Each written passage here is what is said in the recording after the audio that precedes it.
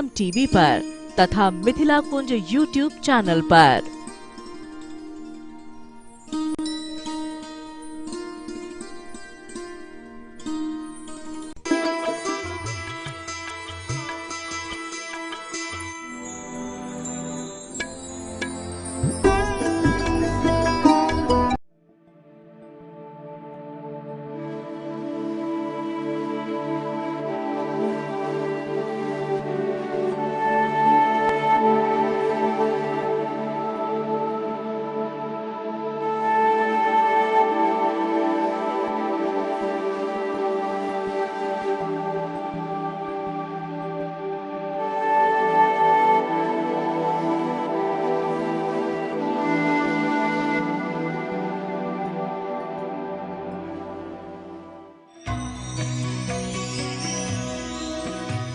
परम पावन श्री वृंदावन धाम की भूमि पर परम पूज्य सदगुरुदेव भगवान द्वाराचार्य जगत गुरु निम्बारकाचार्य श्री मुकुंद देवाचार्य पीठाधीश्वर श्री राधेश्याम शरण देवाचार्य जी महाराज के मार्गदर्शन में विश्व प्रसिद्ध भगवान श्री कृष्ण की नगरी श्री धाम वृंदावन परिक्रमा मार्ग मिथिला कुंज आश्रम में निरंतर 24 घंटे अखंड श्री युगल नाम महामंत्र संकीर्तन 30 वर्षों से चल रहा है और अखंड अहर्निश 24 घंटे सदा श्री धाम वृंदावन में मिथिला कुंज में चलता रहेगा।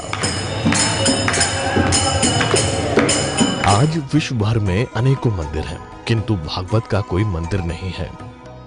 तब हमारे पूज्य गुरुदेव के भजन संकल्प से ये भाव जागा कि श्री धाम वृंदावन में एक अलौकिक भागवत मंदिर बने, जिसमें वृंदावन आने वाले सभी भक्तगण एक साथ संपूर्ण भागवत श्लोक का दर्शन कर सकें।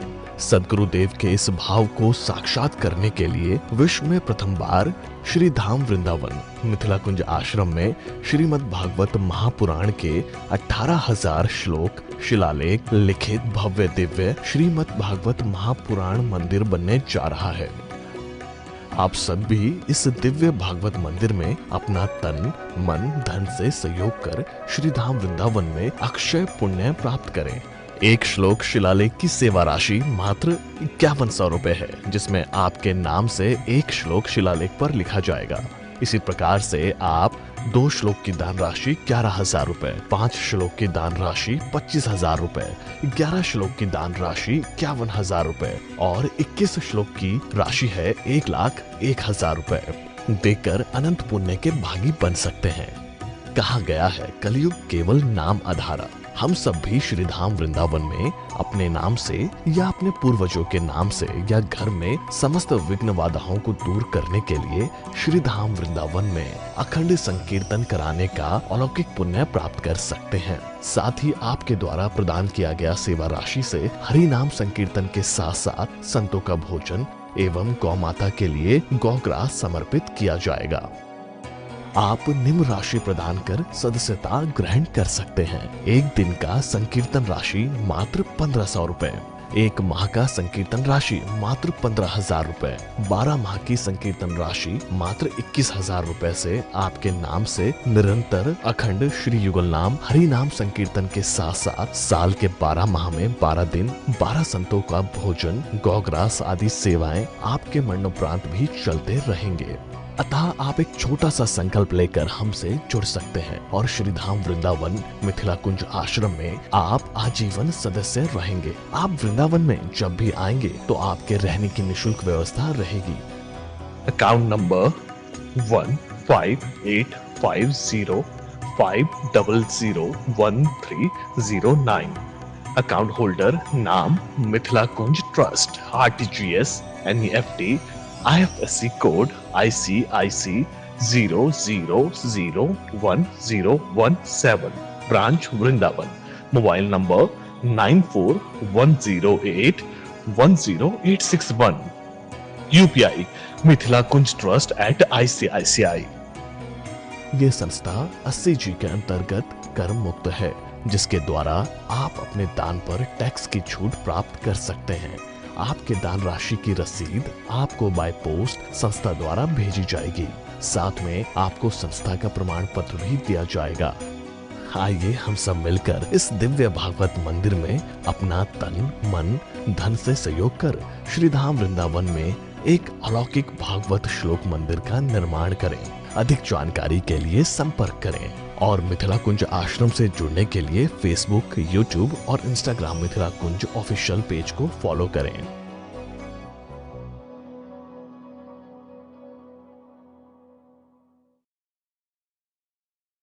वृंदावन बिहारी लाल की जय।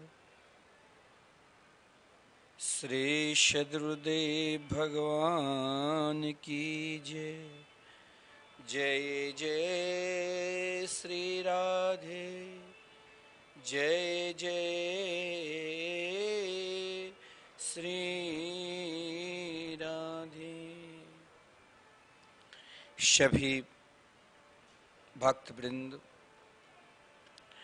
जो नित्य के भांति संत वाणी चैनल के माध्यम से, मिथिला कुंज यूट्यूब चैनल के माध्यम से कार्तिक मास के पावन शुभ अवसर पर श्री धाम वृंदावन से भगवान के मंगलमय नाम रूप लीला और धाम के नित्य महत्व श्रवण कर रहे हैं।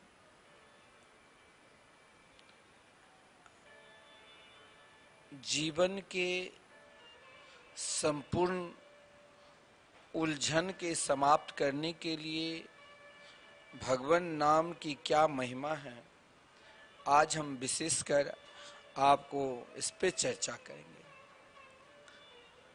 श्रीमद् भागवत महापुराण में स्पष्ट वर्णन है कि संपूर्ण उलझनों को समाप्त करना है, एकमात्र सज्जनों भगवान के मंगल में नाम के आश्रित होना ही पड़ेगा। क्योंकि इस कली काल में श्री राधा कृष्ण के प्रभु के नाम संकीर्तन ही एकमात्र अमृत तुल्य है। श्री बल्लवाचार्य जी महाराज ने कहा है, श्रीमद् बल्लवाचार्य जी महाराज स्पष्ट कहा है कि भगवान नाम की क्या रस है। तस्मात् सर्वात्मना नित्यं श्री कृष्ण शरणं मम बदद्भिरेव सततम् अस्तेय मित्येव मे मति।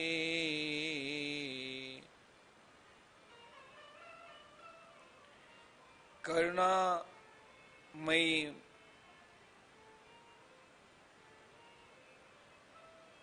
परम्बा जगदम्बा जगत जननी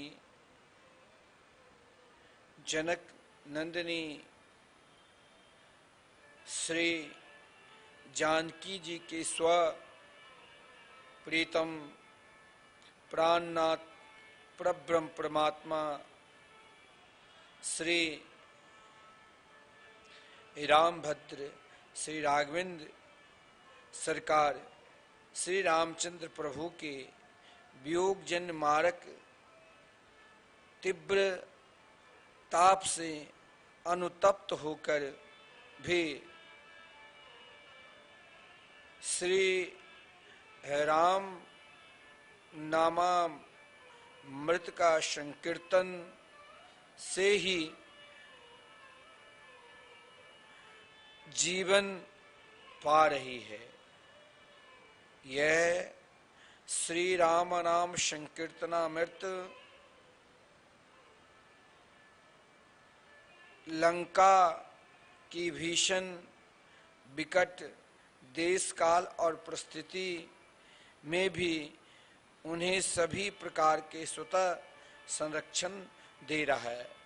जगत जननी माता जानकी लंका में अकेली थी, अशोक वाटिका में, लेकिन श्री प्रभु संकीर्तन ही एकमात्र सज्जनों अमृत का तुल्य है, अमृत है।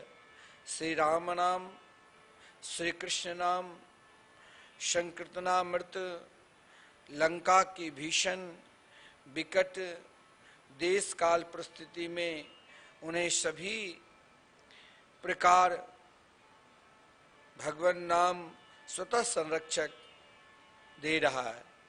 सज्जनों, नाम संकीर्तन ही मुख्य अमृत एकमात्र है।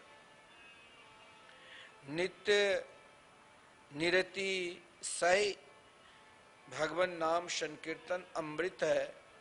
यह नाम संकीर्तन भगवान के परोक्ष में अनवतार दशा में भी और अपरोक्ष अवतार दशा जैसे ही काम कर रहा है, वो अमृतमय जीवन को दान दे रहा है। अगर आप भगवान के मंगलमय नाम की सहारा लेते हो तो नाम ही आपके लिए सर्वोपरि अमृत है। आप नित्य इस कार्तिक माह, जिस कार्तिक मास को स्वयं भगवान के मंगलमय दिव्य नाम से श्री दामोदर मास से भी हम जानते हैं, बोलते हैं, श्री दामोदर मास भी कहा गया है। और इस समय श्री धाम वृंदावन में श्री राधा दामोदर जी की उपासना, आराधना, परिक्रमा लगाना साक्षात संपूर्ण ब्रज 84 कोश की परिक्रमा का फल मिलता है और श्री गिरिराज जी की परिक्रमा का फल मिलता है श्री राधा दामोदर, क्योंकि कार्तिक मास को श्री दामोदर मास भी कहा गया है।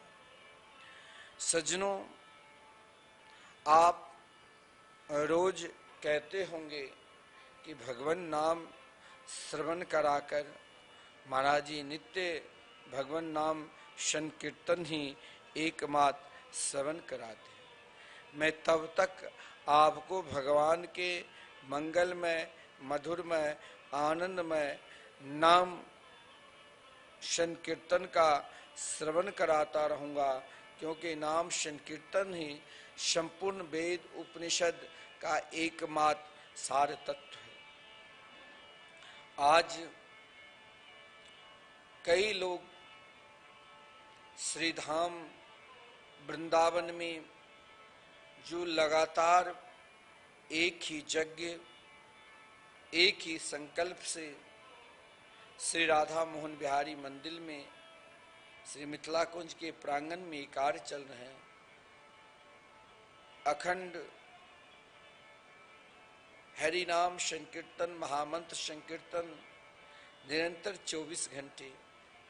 कई भक्त कार्तिक मास के पावन शुभ अवसर पर एक दिन का संकीर्तन करा रहे हैं, तो कोई 7 दिन के, और कई भक्त तो मन में कार्तिक मास में ही संकल्प लिया कि हमें श्री धाम वृंदावन निष्ठ होना है। और आप भी भारतवर्ष के चाहे किसी कोने में बैठकर टीवी चैनल के माध्यम से कथा अमृत का रसास्वादन कर रहे हैं, तो सज्जनों ये ध्यान रखना कि श्री धाम वृंदावन में आपके नाम से निरंतर संकीर्तन चलता रहेगा। केवल आपको एक ही प्रयास करना होगा कि यहाँ जो संकीर्तन कर रहे हैं उनमें जो व्यय होता है मात्र 21,000 समर्पित कर आपके नाम से लगातार संकीर्तन आजन्म मरणोपरांत भी सदा चलता रहेगा और नित्य संत सेवा।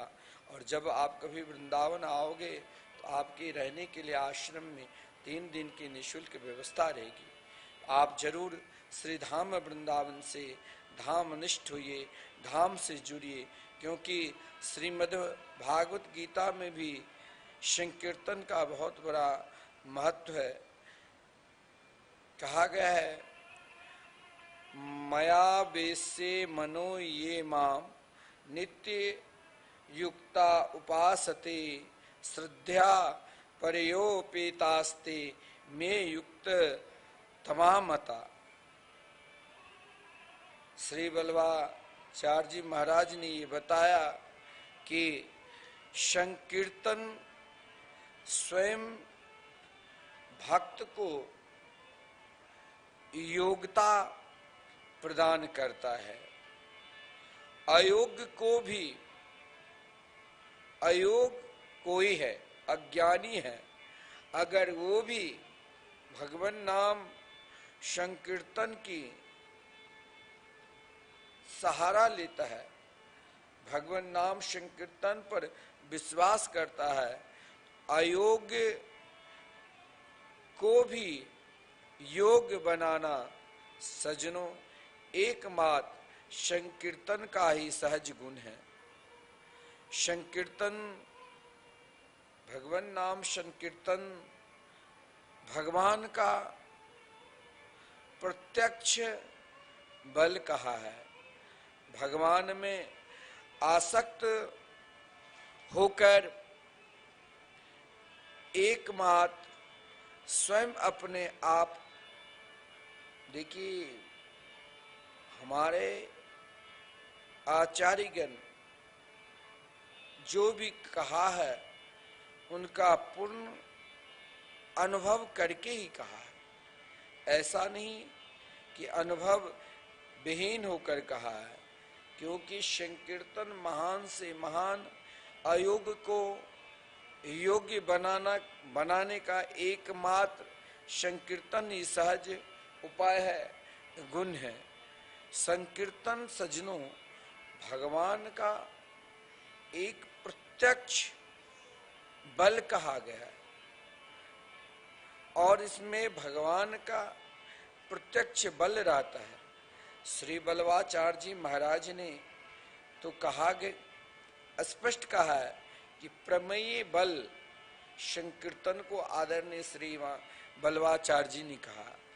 भगवान में आसक्त होकर जो निरंतर उनका संकीर्तन करते हैं, उन्हें भगवान उन संकीर्तन करने वाले को सर्वश्रेष्ठ स्वयं कहा है। जैसे जलती हुई अग्नि को शांत करने में जल सर्वोपरि साधन है, उसी प्रकार इस कलिकाल में घोर अंधकार को नष्ट करने के लिए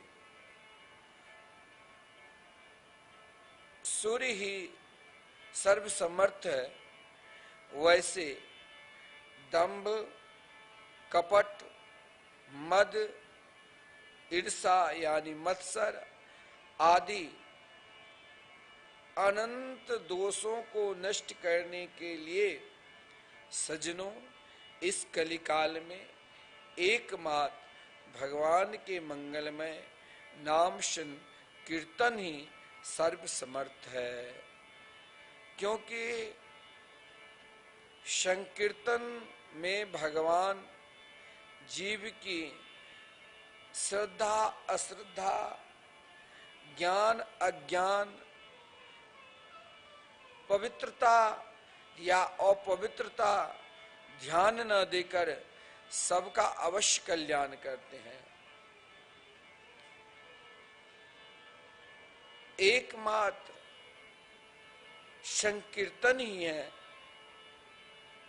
जो आप किसी भी अवस्था में अगर भगवान के मंगलमय, मधुरमय, आनंदमय नाम के आश्रय लोगे, नाम के शरण में जाओगे, तो नाम भगवान आपका कल्याण ही करेगा। जिस प्रकार हो, मैं कहता हूं आप चाहे मन से लो चाहे बेमन से लो, लेकिन लेना तो आपको ही सजनों पड़ेगा।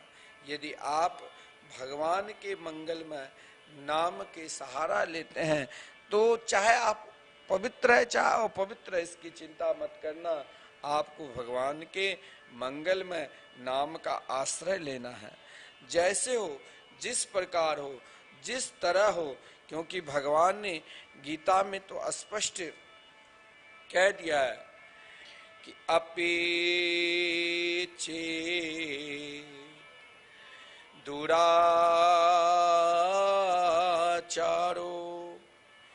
भजते माम नन्यभा साधुरेव समन्तव्य सम्यक् व्यवस्थो स। देखिए, गीता को मानने वाले संपूर्ण विश्व है। वही गीता में भगवान नाम संकीर्तन की क्या महिमा है। यदि कोई अत्यंत महादुराचारी है, महान पापी है, अरे धुंधकारी क्या था, जिसने अपने जीवन में केवल पाप ही पाप किया, पाप के अलावा और कुछ सोचा भी नहीं, वही धुंधकारी मरणोपरांत जब प्रेत बना और प्रेत बनने के बाद एक बात भगवान की कथा, क्योंकि कथा कीर्तन और जप ये सब संकीर्तन की प्रक्रिया में ही आते हैं, तो उनका उद्धार हुआ।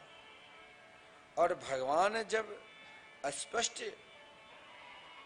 गीता जी में कहा कि चाहे कैसे भी प्राणी क्यों न हो, अपि चेत सुदुराचारो भजते मामनन्यभा। यदि कोई अत्यंत दुराचारी भी अनन्य भाव से मेरे मंगलमय मधुरमय आनंदमय नाम संकीर्तन भजन करता है, तो वो दुराचारी नहीं, वो सचमुच साधु ही मानने योग्य है। देखिए, भगवान के नाम में विशेषता, साधु रेस समंतव्यम। दुराचारी व्यक्ति को भी आप दुराचारी नहीं कह सकते हो यदि वो भगवान के मंगलमय नाम में पूर्ण रूप से विश्वास करता है और नाम जाप करता है, तो उसे तो गीता में साधु रेव समंतव्य, उसे तो भगवान कहा चाहे वो कैसे दुराचारी से दुराचारी क्यों न हो, यदि मेरे मंगल में नाम संकीर्तन भजन करता है तो सचमुच साधु ही मानने योग्य है। पापी से पापी, दुष्ट से दुष्ट, नीच से नीच और मूर्ख से मूर्ख यदि इस कलिकाल में भगवान नाम संकीर्तन करता है तो भगवान उसे अपनी शरण में रख लेते हैं, उसे भगवान शरणागति प्रदान कर देते हैं और उनके संपूर्ण दोषों को स्वयं भगवान मिटा देते हैं। उसे भगवान धर्मात्मा बना देते हैं। भगवान पुनः कहते हैं गीता में, ध्यान देना सज्जनों, कल एक सज्जन ने कहा क्या गीता में प्रमाणित है नाम संकीर्तन करने से संपूर्ण पाप दूर हो जाते हैं? मैंने कहा बिल्कुल, ये आप देख लो, स्वयं गीता में वर्णन है, क्षिप्रम भवति धर्मात्मा स्वच्छन्तिम निगच्छति। क्योंकि संकीर्तन भजन करने वाले के हृदय में भगवान निवास करता है। भगवान उनमें निरंतर अहर्निशम निवास करते हैं। देखिए, भगवान स्वयं कहते हैं गीता में, ये भजन्तिं तु मां भक्त्या मयि ते तेषु चाप्यहम्। इस प्रकार आप ध्यान दोगे तो संपूर्ण गीता में संकीर्तन भजन ही, जैसे श्रीमद् भागवत महापुराण में एक भी ऐसे श्लोक नहीं है जिन श्लोक में भजन का वर्णन न हो, भगवान के नाम संकीर्तन नाम की महिमा की वर्णन न हो।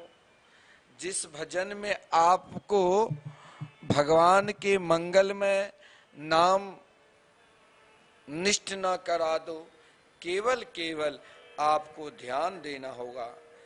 गीता में भी ऐसे कोई श्लोक नहीं है जिसमें भगवान के मंगल में नाम की संकीर्तन की भजन महिमा की वर्णन न हो। स्पष्ट गीता में है कि ये भजन्ति तु मां भक्त्या मयि ते तेषु चाप्यहम्। ध्यान देना, संपूर्ण गीता में संकीर्तन भजन की ही महिमा है। गीता भगवान के क्या है? वाणी है। यह कहने का तात्पर्य यही है कि भगवान सारे जीव मात्र को, प्राणी मात्र को, संपूर्ण जीव मात्र के कल्याण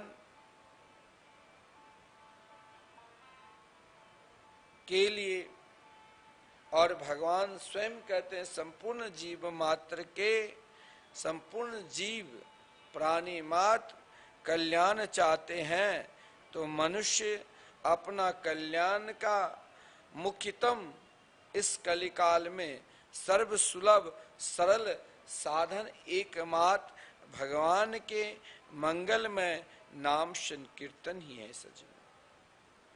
इसीलिए अपने जीवन को निरंतर हर घड़ी हर पल जब समय मिले, जिस घड़ी समय मिले, एक क्षण भी अपने समय को दुरुपयोग नहीं करते हुए निरंतर हर पल हर क्षण भगवान के मंगलमय नाम की शरण में लो, क्योंकि नाम से ही प्राणी मात्र का कल्याण हो सकता है। जब तक आप भगवान के मंगलमय मधुरमय आनंदमय नाम के पूर्ण रूप से आश्रित नहीं हो जाएंगे, चाहे आपको जैसे जिस युक्ति से हो, जिस प्रकार हो, जिस घड़ी हो, जिस क्षण हो, भगवान के मंगलमय मधुरमय आनंदमय नाम के आश्रित हो जाओ। हम आपको बार बार हर पल हर क्षण एक ही बात कहते हैं कि भगवान के मंगलमय मधुरमय आनंदमय नाम संकीर्तन में स्वयं को समर्पित कर दो। देखिए, संकीर्तन प्रेमी श्री रामकृष्ण परम थे। श्री रामकृष्ण परमहंस परम नाम जापक संकीर्तन प्रेमी थे। देवी आराधना के साथ साथ निरंतर भगवान के मंगलमय मधुरमय आनंदमय नामामृत में सदा गोता लगाते थे, क्योंकि कलिकाल में एकमात्र साधन भवदीय भक्ति है। क्या? सदा उन प्रभु के मंगलमय गुणों का कीर्तन करो। आज मैं आपसे कहता हूं कि आप कार्तिक मास में, बहुत सारे लोग कार्तिक मास में मोक्ष के लिए, धर्म के लिए, कार्तिक स्नान करते हैं, क्योंकि हमारे शास्त्र में कहा गया है कार्तिक स्नान चाहे आप अपने घर में करो, चाहे कार्तिक स्नान कहीं किसी नदी में करो, गंगा जी में करो, यमुना जी में करो, कार्तिक स्नान की बहुत बड़ी महिमा है। कार्तिक स्नान हमारे शास्त्र में यहाँ तक कहा गया है, जो प्राणी कार्तिक स्नान करते हैं, कार्तिक स्नान के फलस्वरूप संपूर्ण तीर्थों का स्नान का फल मिलते हैं। लेकिन आपका स्नान करने की आदत नहीं है तो आप घबराना नहीं। आप ब्रह्म मुहूर्त में उठकर यदि श्री सीताराम, श्री राधे श्याम के मंगलमयी आनंदमयी नामामृत का रसास्वादन करते हैं, संकीर्तन करते हैं, तो आपने सुना होगा मैंने 7 प्रकार के स्नान का जो वर्णन करके आपको श्रवण कराए थे, उन स्नान में सर्वोपरि सर्वश्रेष्ठ संकीर्तन का भी बहुत बड़ी महिमा है कि आप यदि किसी कारणवशात संकीर्तन स्नान नहीं कर पाते हैं, कार्तिक स्नान, तो आपको घबराना नहीं चाहिए, क्योंकि हमारे शास्त्र में यह भी कहा गया है कि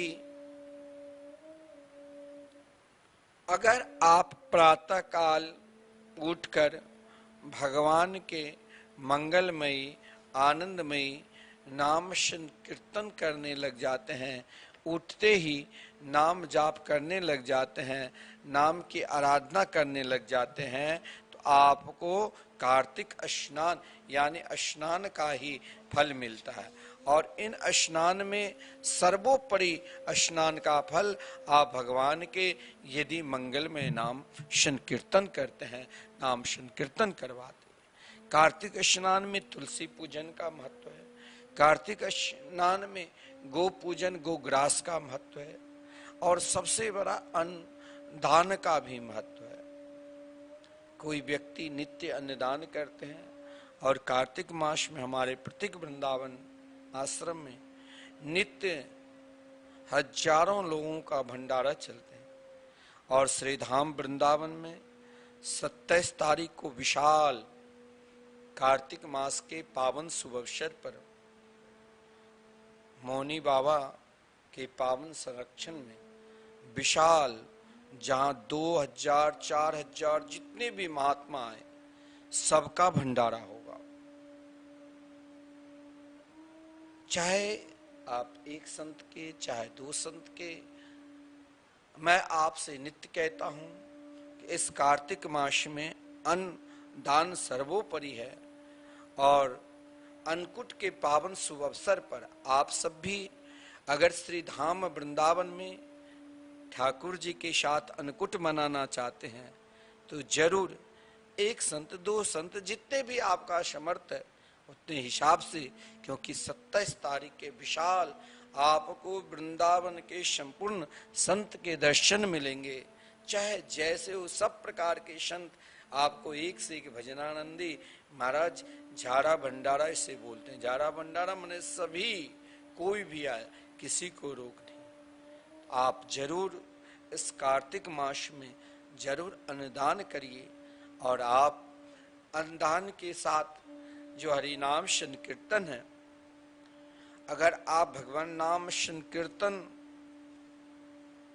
को सदा निरंतर अपने हृदयाकाश के हीरे बना चुके हैं, तो हीरे आपको हीरा की कीमत कोई बता सकते हैं? उसी प्रकार नाम संकीर्तन की महिमा है, इसकी कीमत अनंत है। और आप जिस प्रकार जिन इष्ट को उपासना करते हैं, साधना करते हैं, उन इष्ट और उपासना की साधना यदि आप सर्वोपरि सर्वश्रेष्ठ चाहते हैं, जैसे संकीर्तन प्रेमी श्री रामकृष्ण परमहंस थे। श्री रामकृष्ण परमहंस जो स्वामी विवेकानंद जी ने एक बार अपने परम श्रद्धेय श्री गुरु श्री रामकृष्ण के विषय में कहा था कि वे 12 से भक्त तथा अंतर हृदय से ज्ञानी थे। बाहर से श्री रामकृष्ण परमहंस परम भक्त और अंतर हृदय से परम ज्ञानी थे। उन्होंने जीवन में जो सर्वोच्च पराभक्ति है तथा परम ज्ञान के उस अद्भुत अपूर्व समन्वय उनके हृदय में विराजमान था। उनके चरित्र तो प्राय हर प्रकार के प्राणी जानते हैं, क्योंकि उनका जीवन ही परोपकार और सेवा में आज भी समर्पित है।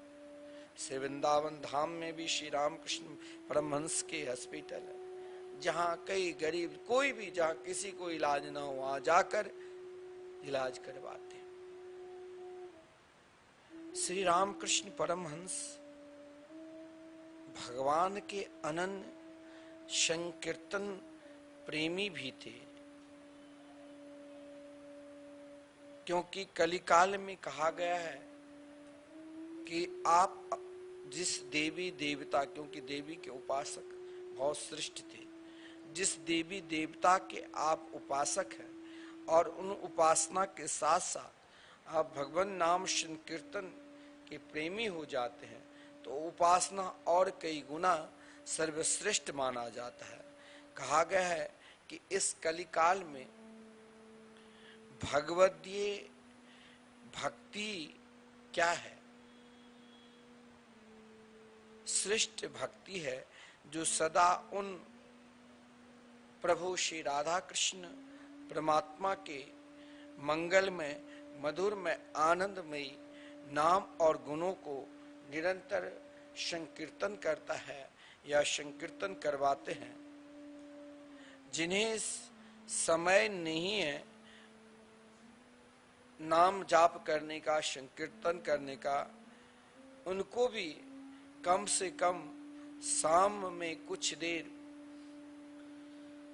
तालियां बजाकर एक चित्त होकर भगवान श्रीमन नारायण श्री राधा कृष्ण के मंगलमय नाम संकीर्तन करना चाहिए। श्रीमन नारायण नारायण कम से कम भजन करना चाहिए, क्योंकि भगवान नाम संकीर्तन उनके मंगलमय नाम कहकर पुकारने से नाम कीर्तन से बहुत लाभ मिलता है। आप कम से कम संध्या के समय ताली बजाकर प्रभु के मंगलमय नाम संकीर्तन करना चाहिए, क्योंकि सज्जनों देखिए, अन्य युगों में नाना प्रकार के कठोर साधना युक्त तप नियम अनेक कर्म था, परंतु इस कलिकाल में, इस कलयुग में सबसे बड़ा पूजा की पद्धति, अनुष्ठान की पद्धति, क्योंकि इस कलिकाल में आप अन्य साधना लगातार नहीं कर सकते, इसीलिए आप जब कोई पूजा कराते हैं, कथा भी श्रवण करते हैं सप्तदिवसीय। वैसे तो भागवत कथा भगवान शिव माता पार्वती को अहर्निशम अमर कथा श्रवण कराते रहते हैं। भगवान विष्णु लक्ष्मी जी को, भगवान शंकर जी पार्वती को,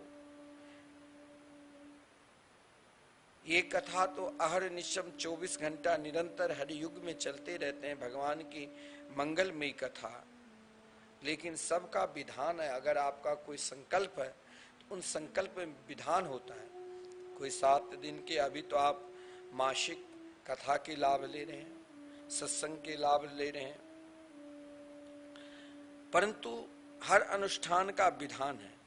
और इस युग में अन्य अनुष्ठान को करना नियम पूर्वक अखंड नितांत असंभव है, परंतु एकमात्र अखंड अनुष्ठान जो आप श्री धाम वृंदावन में लगातार रोज श्रवण कर रहे हैं कि भगवान नाम संकीर्तन का ही आप अखंड करा सकते हैं।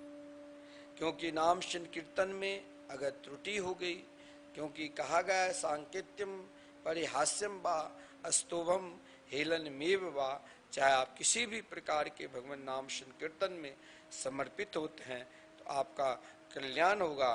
क्योंकि इस युग में उनका अनुष्ठान अन्य साधना के अनुष्ठान करना बहुत कठिन है। क्योंकि एक तो हम सबकी आयु बहुत कम है, इसमें भी अनेक प्रकार की बीमारियां, उसमें भी बीमारियां से हमें निर्बल बना देती है। और इस युग में हम कठिन तपस्या, कठिन साधना कैसे करें। इसीलिए इस कलिकाल में एकमात्र है कि खाते पीते उठते बैठते जागते सोते हर स्थिति में, हर परिस्थिति में आप यदि परमात्मा को, प्रभु को प्राप्त करना चाहते हो, एकमात्र नाम संकीर्तन ही एकमात्र प्राणी मात्र का कर्तव्य है। भगवान नाम का गुणगान करने से जो इस शरीर, इस देह में जो पाप है, सभी प्रकार का पाप स्वयं भाग जाते हैं। क्योंकि श्रीमद् भागवत महापुराण में अंतिम श्लोक में स्पष्ट कहा गया है कि नाम संकीर्तनम यस्य सर्व पाप प्रणाशनम, भगवान के मंगलमयी आनंदमयी नाम आपके संपूर्ण पाप और ताप को नष्ट कर देते हैं। क्योंकि एकमात्र भगवान के नाम ही सर्वोपरि साधना है। नाम का गुणगान करने से देह में सब प्रकार का पाप स्वयं भाग जाते हैं। क्योंकि देह रूपी वृक्ष में क्या है, तो पाप रूपी पक्षी बैठे हुए हैं। उनके लिए उन पाप रूपी पक्षी को अगर भगाना है तो नाम संकीर्तन मानो हथेली को बजाते हुए, ताली बजाते हुए, हथेली को बजाने से जिस प्रकार वृक्ष के ऊपर सभी पक्षी भाग जाते हैं, उसी प्रकार सजनों भगवान के मंगल में नाम संकीर्तन से सभी पाप रूपी पक्षी भाग जाते हैं। जैसे मैदान में तालाब का जल धूप से स्वयं सूख जाता है, वैसे ही नाम संकीर्तन करने से पाप रूपी तालाब का जल स्वयं सूख जाता है। इसीलिए सज्जनों निरंतर हर पल हर क्षण भगवान के मंगल में, मधुर में, आनंद में नाम का सहारा लेना चाहिए। सदा ही भगवान नाम संकीर्तन का गुणगान, प्रार्थना, कीर्तन निरंतर करनी चाहिए। देखिए, एक बार आप यदि भगवान के मंगल में नाम के सहारा ले लेते हैं या नाम संकीर्तन करते हैं, तो ये देह में जो अनेक प्रकार की बुराई तरंग भी है, वो तरंग समाप्त होकर मन शुद्ध हो जाता है। क्योंकि ईश्वर के नाम पर ऐसा विश्वास होना चाहिए, परमात्मा के नाम पर ऐसा विश्वास होना चाहिए कि मैंने ईश्वर का नाम लिया, अब मेरा भी संपूर्ण पाप नष्ट हो जाएगा। क्योंकि मेरा पाप ही नहीं रहेगा, मेरा अब संपूर्ण जो बंधन है वो बंधन समाप्त हो जाएगा। देखिए, पाप क्या है? श्री चैतन्य महाप्रभु श्री चैतन्य देव भगवान नाम संकीर्तन हर जीव मात्र के अंदर एक ही तप, एक ही साधना का ज्ञान दिया। स्वयं भगवान श्री कृष्ण ही इस कलिकाल में जीव मात्र के कल्याण के लिए स्वयं नामामृत रूपी अस्त्र लेकर अवतार ली, और उस नाम रूपी अस्त्र के रूप में जब अवतार लिए तो महाप्रभु से विख्यात हुए। श्री चैतन्य देव ने इस भगवान के मंगलमय नाम का प्रचार किया। जन जन में, प्राणी प्राणी में, हर जगह केवल भगवान नाम का ही प्रचार किया, ताकि प्राणी जीव मात्र नाम निष्ठ हो जाए। देखिए, आप कोई साधना करो ना करो, लेकिन नाम की साधना आप निरंतर करते रहो। कुछ सज्जनों ने प्रश्न किया, मैंने कल कहा था, जिसके अंदर भगवान नाम के प्रति जिज्ञासा हो, नाम जाप करना चाहते हो या नाम संकीर्तन करवाना चाहते हो, जीवन का संपूर्ण, मैं आपसे कहता हूं ना, आप एकमात्र भगवान के मंगल में नाम में समर्पित हो जाइए। चाहे आपके घर में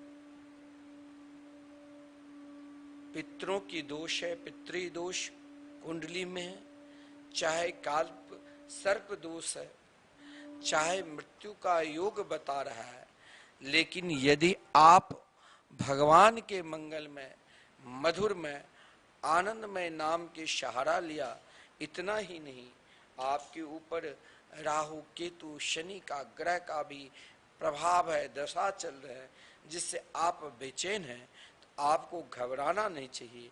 आपको एकमात्र भगवान के मंगल में नाम संकीर्तन में पूर्ण रूप से विश्वास करना चाहिए और नाम संकीर्तन कराना चाहिए, क्योंकि व्यक्ति का कल्याण एकमात्र हरिनाम संकीर्तन से है। तो मैंने कहा, जिन भक्तों को मन में प्रश्न हो कि संकीर्तन, नाम जाप संकीर्तन का क्या महत्व है, अगर कोई प्रश्न है तो आप जरूर करना। कई भक्तों ने, एक भक्त बिहार से, कई भक्त दिल्ली से, जहां से कई प्रश्न भी भेजे हैं। समय के अनुसार जो जिस प्रकार प्रश्न भेजते रहेंगे, उनके 5-7 प्रश्न का हम नित्य जवाब देंगे। देखिए, क्योंकि आपकी निष्ठा जब भगवान के मंगल में नाम के प्रति समर्पित हुआ, तभी तो आपके हृदय में इस प्रकार जिज्ञासा उत्पन्न हुआ। जिज्ञासा प्रश्नोत्तरी तो आजकल सब करते हैं।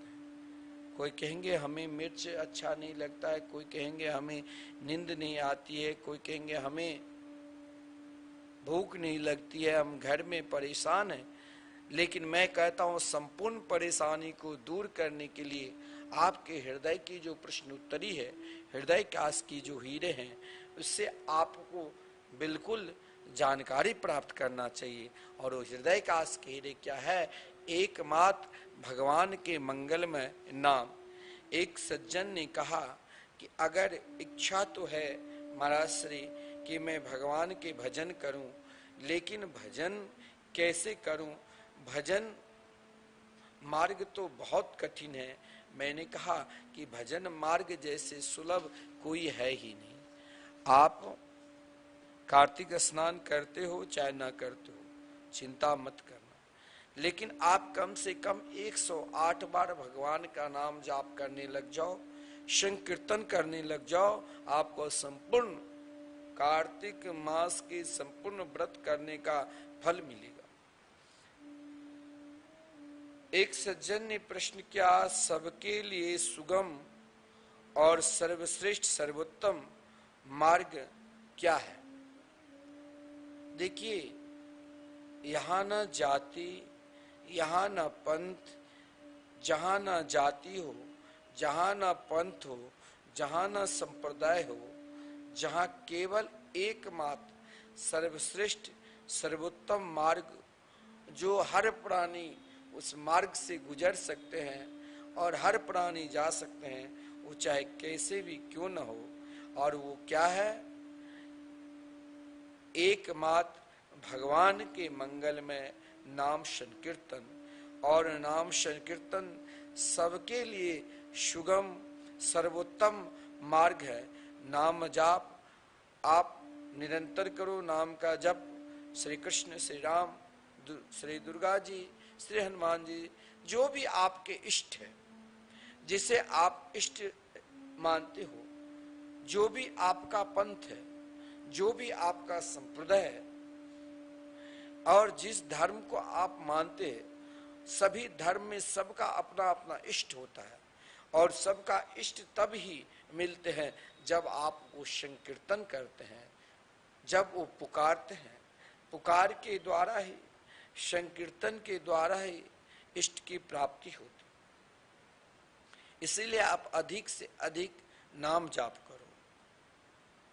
दूसरा जो आपका प्रश्न था, नाम जाप में रुचि कैसे बढ़े, ऐसा क्या करूं? जो इच्छा होती है कि मैं नित्य परमात्मा के मंगल में नाम जाप करूं,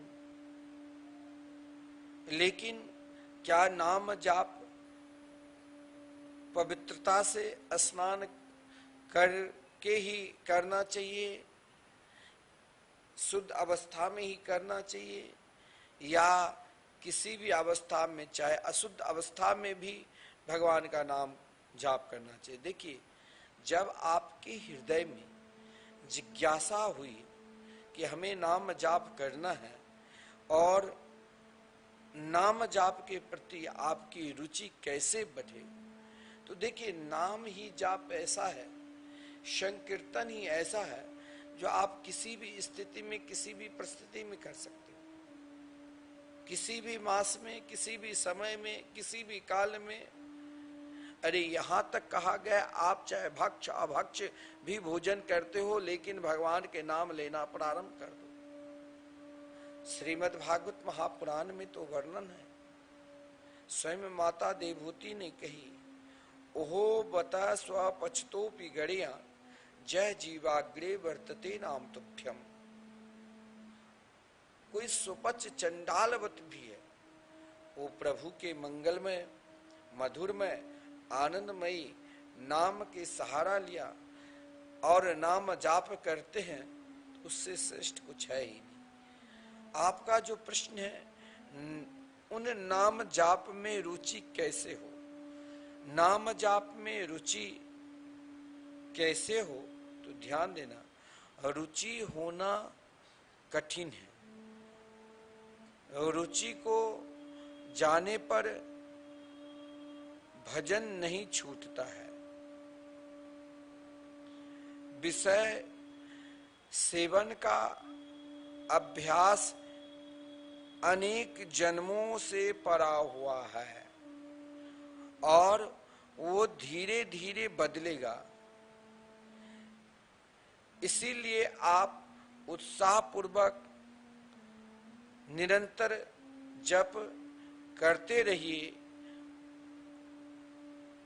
इससे उबरने की आवश्यकता नहीं है, क्योंकि अगर आप कहते हो कि नाम जाप करने की तो इच्छा हो रही है, लेकिन जब जप करने के लिए बैठता हूं तो उसमें रुचि नहीं हो पाती। रुचि कैसे हो? देखिए क्या होता है, जब शास्त्र में कहा गया है जन्मांतरे भवेत पुण्यम तदा भागवतम लभेत, जब अनेक जन्मों के पुण्य एकत्रित होते हैं तब ही भगवान की कथा सुनने में रुचि होती है।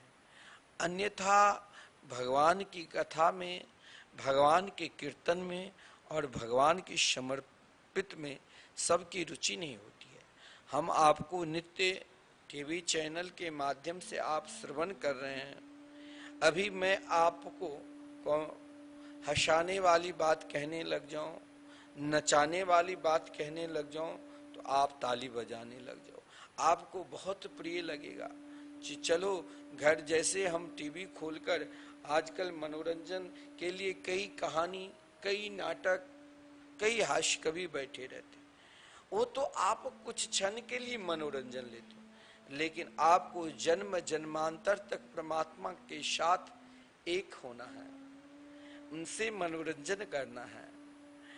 और वो मनोरंजन के लिए आपके हृदय में जब जीव और शिव, जब परमात्मा, जीवात्मा और परमात्मा एक हो जाता है, उसके लिए आपको एक ही मनोरंजन है, जो आपको गोपी भाव हृदय में प्रकट होगा, तब आप एक हो जाओगे। उस गोपी भाव प्रकट के लिए देखिए दो प्रकार के धर्म हैं। एक धर्म में हम जब करते हैं तो उस धर्म में केवल हम यश और पुरुषार्थ के लिए, एक धर्म करते हैं जिस धर्म में हमें यश पुरुषार्थ नहीं, एक बात परमात्मा का ही प्राप्ति का एकमात्र साधन है। जैसे साधना ब्रजांगनाएं ने, ब्रज की गोपियां ने की, उनकी संपूर्ण साधना, संपूर्ण उपासना क्या थी? ये कृष्ण दर्शन लालसा, उसकी संपूर्ण उपासना मात्र केवल श्री कृष्ण दर्शन लालसा, श्री कृष्ण दर्शन उपासना की बनी थी। और जब आपके हृदय में भी एक ही लालसा रहेगी, एक ही इच्छा रहेगी, एक ही महाराज निष्ठा रहेगी, चाहे कुछ हो जाए, मैं निरंतर परमात्मा के भजन करूंगा। अब क्या होता है, आप 2-4-10 दिन खूब भजन किया, 2-4-10 दिन आपने खूब पूजा पाठ किया, खूब आराधना की, और फिर आपने भगवान के भजन को छोड़ दिया, उपासना छोड़ दिया, तो क्या होता है, आपकी रुचि भजन में नहीं हो पाता है। भजन में अगर रुचि करना है तो चाहे आपको सुख मिले, चाहे आपको दुख मिले, चाहे आपको नाना प्रकार की व्याधि मिले, कष्ट मिले, तब भी आप भगवान के भजन के प्रति, जैसे आप रोज अपना वस्त्र पहनते हो, चाहे कुछ भी हो जाए, वस्त्र नहीं छोड़ते हो, उसी प्रकार आप नित्य निरंतर,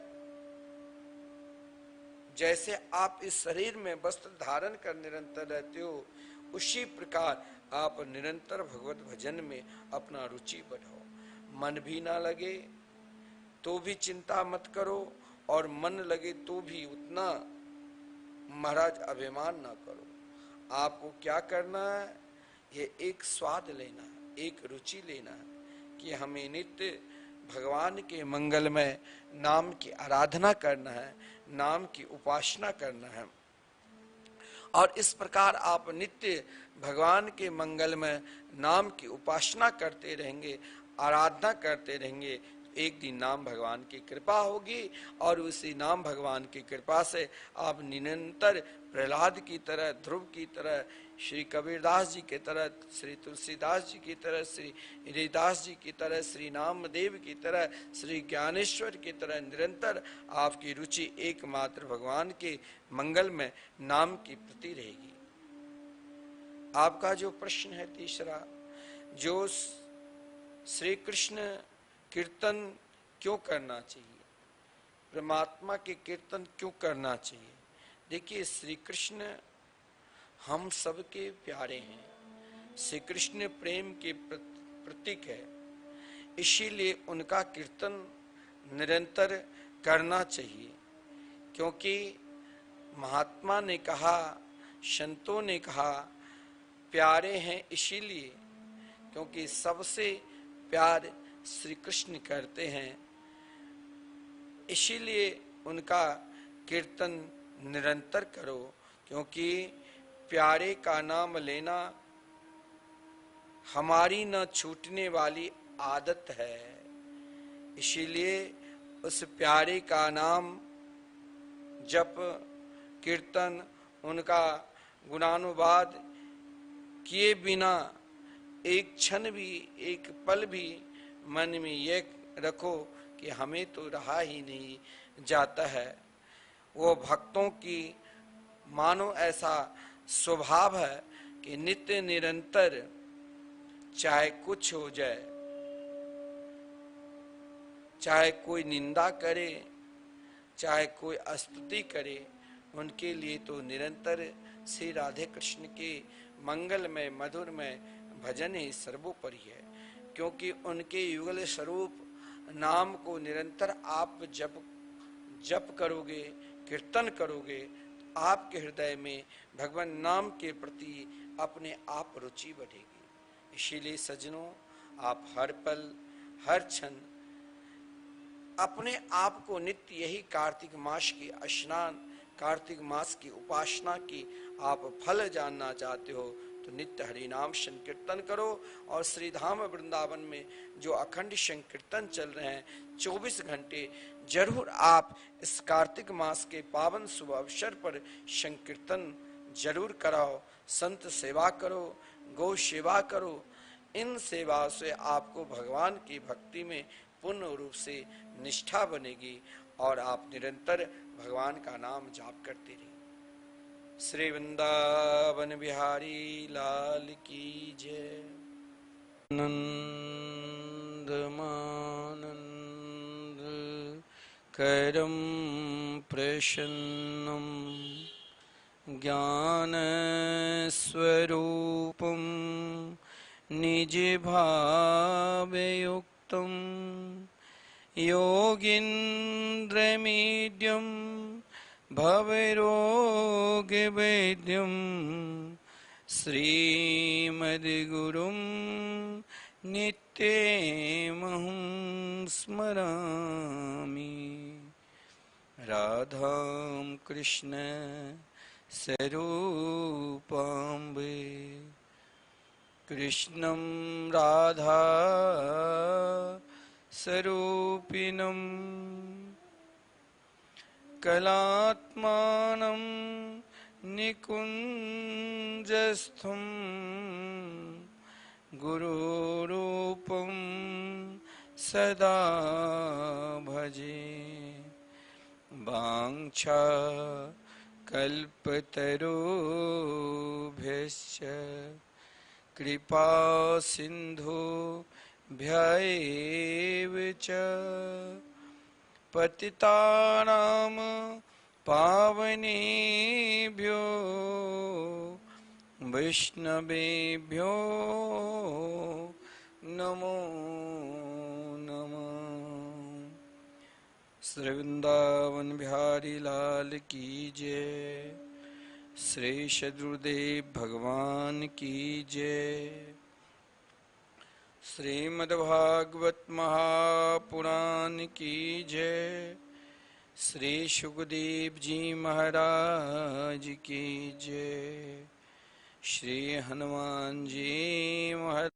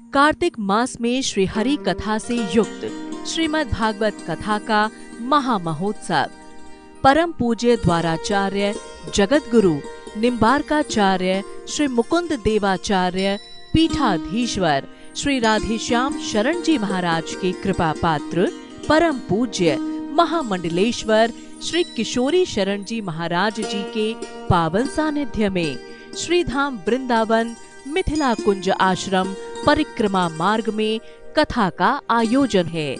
समय सुबह 10 बजे से सीधा प्रसारण सिर्फ शरणम टीवी पर तथा मिथिला कुंज यूट्यूब चैनल पर।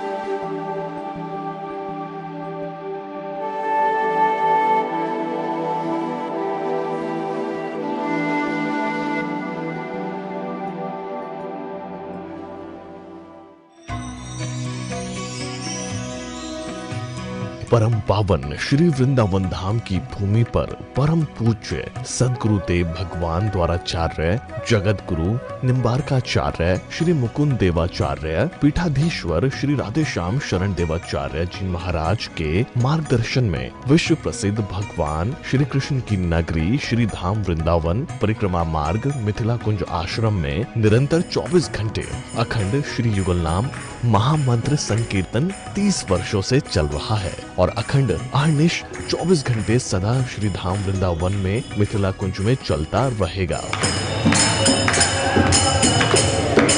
आज विश्व भर में अनेकों मंदिर हैं, किंतु भागवत का कोई मंदिर नहीं है।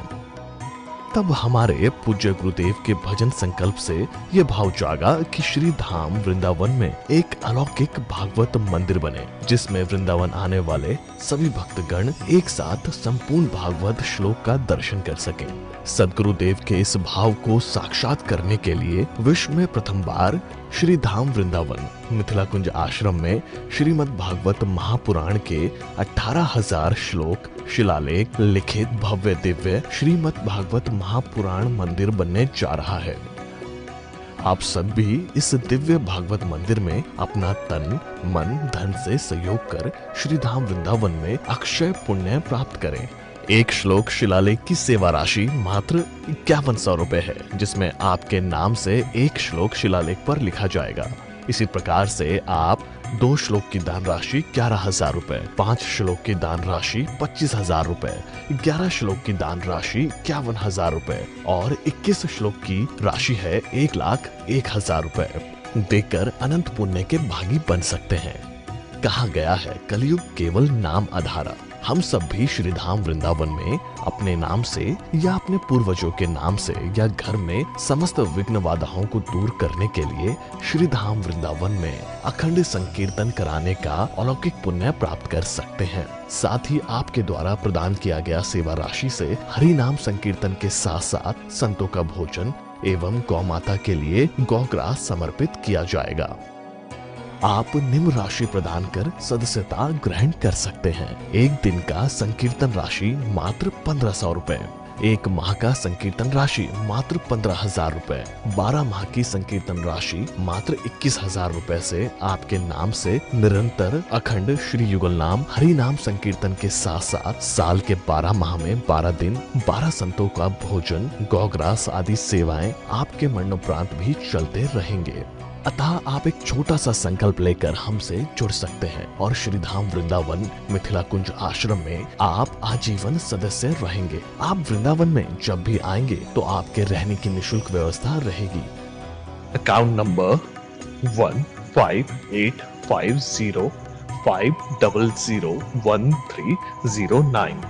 अकाउंट होल्डर नाम Mithila Kunj trust, RTGS, NEFT, IFSC code ICIC 000117, branch Vrindavan. Mobile number 9410810861।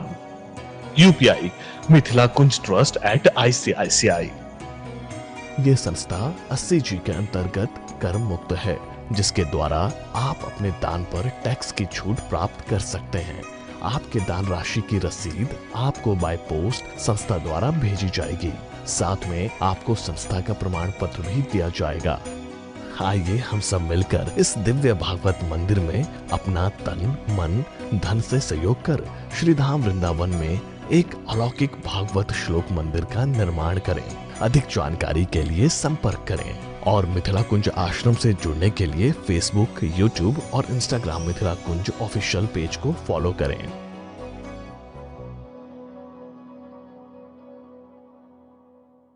की कथा इन श्राद्ध पक्ष में, पितर पक्ष में हमें श्रवण करना चाहिए। इतना ही नहीं,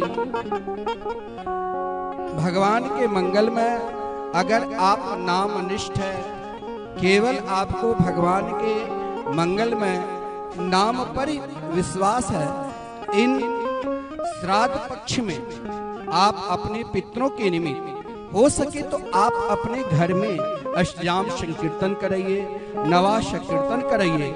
लेकिन शहर में लोगों की जगह की अभाव होता है, तो आप श्रीधाम वृंदावन में जो निरंतर 30 वर्षों से लगातार मिथिला कुंज के प्रांगण में, जहां आप मिथिला कुंज के प्रांगण में आप प्रवेश करोगे, वहां भगवान के जो 4 चीज नित्य है, आप जहां से नित्य मिथिला कुंज से भारतवर्ष के अनेक कथावाचकों को हम लोग अपने परिकर से कहते हैं कि आप सब बहुत बड़े सौभाग्यशाली हैं।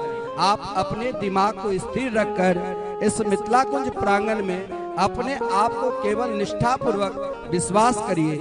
ये जो सत्संग भूमि है, जहाँ पर आप निरंतर कथा श्रवण कर रहे हैं, ये कोई नहीं गेस्ट हाउस है, ये कोई नहीं होटल है, आपके दिमाग की कीड़ा है।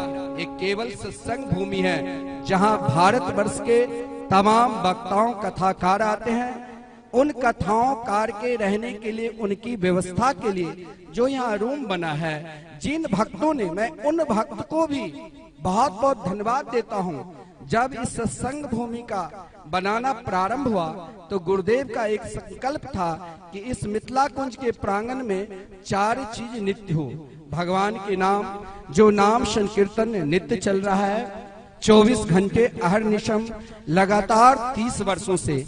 मैं आपसे जरूर कहूंगा, आप जब वृंदावन आते हो तो वृंदावन में आकर आप जरूर, जैसे श्री बांके बिहारी जी के दर्शन करते हो, उसी प्रकार आप अटल वन परिक्रमा मार्ग में श्री राधा मोहन बिहारी मंदिर में आइए और भगवान नाम कीर्तन की दर्शन करिए, जो निरंतर 24 घंटे आप अपने पितरों के निमित्त श्राद्ध कर्म नहीं करते हो या अन्य कर्म नहीं करते हो तो चिंता मत करना, लेकिन आप श्री धाम वृंदावन में आकर भगवान नाम संकीर्तन जो 24 घंटे अहर्निशम चल रहे हैं, आप जरूर आइए और दर्शन करिए।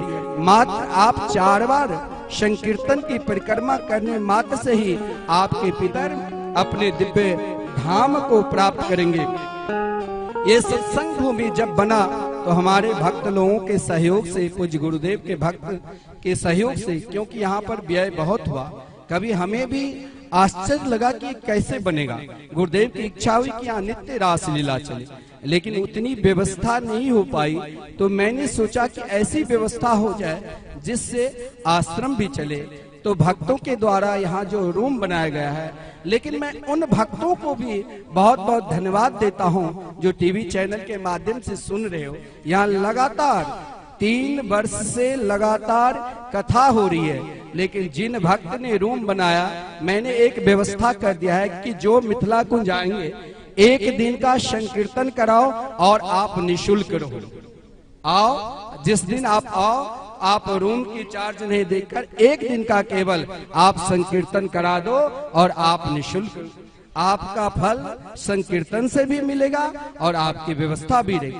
उन भक्त जिनने यहाँ पर 30 कमरे बनाए, वो भक्त यही कहा कि मिथिला कुंज में मुझे नहीं आना है। वो ठहरते भी है, आज कहीं होटल में ठहरते हैं यहाँ आकर, ताकि इससे जो अर्थ की उपार्जन होगा, जो निरंतर 24 घंटे संकीर्तन जो चल रहे हैं उनमें सहयोग होगा, ताकि हमारे पितरों का कल्याण होगा। तो मैं आप सबसे जरूर आग्रह करूंगा, आप भी जो मिथिला कुंज के कल्प चल रहा है, जहां निरंतर 24 घंटे संकीर्तन और विश्व में प्रथम बार श्रीमद् भागवत महापुराण के मंदिर बनने जा रहे हैं, जिन मंदिर में आप 18,000 श्लोक एक साथ दर्शन करोगे। संपूर्ण श्रीमद् भागवत महापुराण के श्लोक आप एक साथ दर्शन करोगे। जैसे आप इस सत्संग भूमि में जब भी कभी आप आओगे, तो वृंदावन के अनेक मूर्धन्य कथावाचक वक्ताओं को दर्शन, और साथ में वृंदावन के मूर्धन्य विद्वान, जो समय समय पर यहाँ पर विद्वत सम्मेलन भी होता है। आप सब जो मिथिला क्षेत्र से पूज्य गुरुदेव की कथा श्रवण करने के लिए आए हैं, आप सब भी परम भाग्यशाली है, सौभाग्यशाली है, जो श्रीधाम वृंदावन में गुरुदेव के मुखारबिंद से श्री कृष्ण कथा मृत का रसास्वादन कर रहे हैं, जिनकी कथा में एकमात्र भगवान के नाम रूप लीला धाम निष्ठ अगर आपको पुण्य रूप से होना है, तो नित्य प्रति आप गुरुदेव के प्रवचन आप मिथिला कुंज यूट्यूब चैनल के माध्यम से जब आपकी इच्छा होगी, रात को सोने वक्त भी आप अपने गुरुदेव के द्वारा जो श्री कृष्ण कथा मृत है उनकी आप रसास्वादन करोगे। और साथ में ये जो कथा हो रही है, हमारे आश्रम के परम निष्ठावान सदस्य श्री गोलोक धाम प्राप्त श्री डॉक्टर जगन्नाथ झा जी के पुण्य स्मृति में उनकी पत्नी श्रीमती कमला देवी कृष्णा दासी और उनके पुत्र श्री अशोक झा दिल्ली और श्री डॉक्टर गौतम झा अमेरिका, उनके द्वारा श्री धाम वृंदावन में जो निरंतर संत सेवा में, गौ सेवा में, समाज सेवा में संलग्न रहता है, ऐसे परम भागवत के निरंतर श्रवण करने वाले जो हमारे मुख्य वक्ता है, और जो भी श्रोता बिहार प्रांत से, मिथिला प्रांत से, जहां से भी आए, उनको भी बहुत बहुत धन्यवाद। तो हम सब कुछ देर भगवान के मंगल में आनंद में नाम संकीर्तन की आनंद ले, युगल नाम महामंत्र की। राधे कृष्णा राधे कृष्णा कृष्ण कृष्ण राधे राधे राधे श्यामा राधे श्यामा श्यामा श्यामा राधे राधे राधे। सभी लोग प्रेम से गाइए। राधे कृष्णा कृष्ण कृष्ण राधे राधे राधे श्यामा राधे श्यामा श्यामा राधे कृष्णा राधे कृष्णा कृष्ण कृष्ण राधे राधे राधे श्याम राधे श्याम श्याम श्याम राधे राधे राधे कृष्णा राधे कृष्णा कृष्ण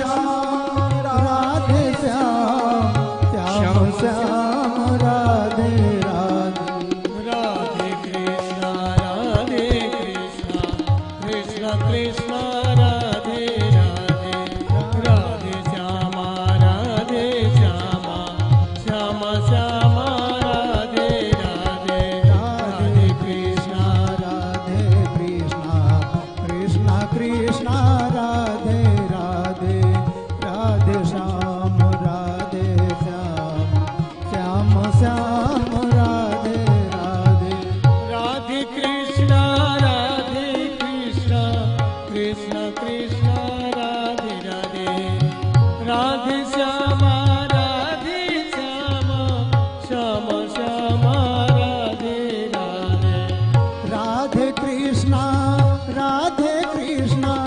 कृष्ण कृष्ण राधे राधे राधे श्याम श्याम श्याम राधे राधे राधे कृष्ण कृष्ण कृष्ण राधे राधे राधे श्यामा श्यामा श्यामा श्यामा राधे राधे राधे कृष्ण कृष्ण कृष्ण राधे राधे राधे श्याम श्याम श्याम राधे राधे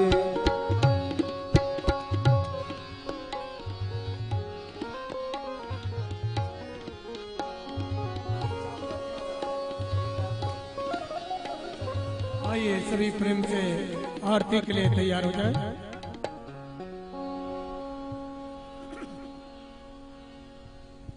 ओम चंद्रमा मनसो जात चचोः सूर्यो अजायत श्रोत्राद्वायु च प्राण च मुखा अग्निरजायत। श्री भागवत भगवान की है आरती पापियों को पाप से है तारती। भागवत भगवान की है आरती पापियों को पाप से है तारती।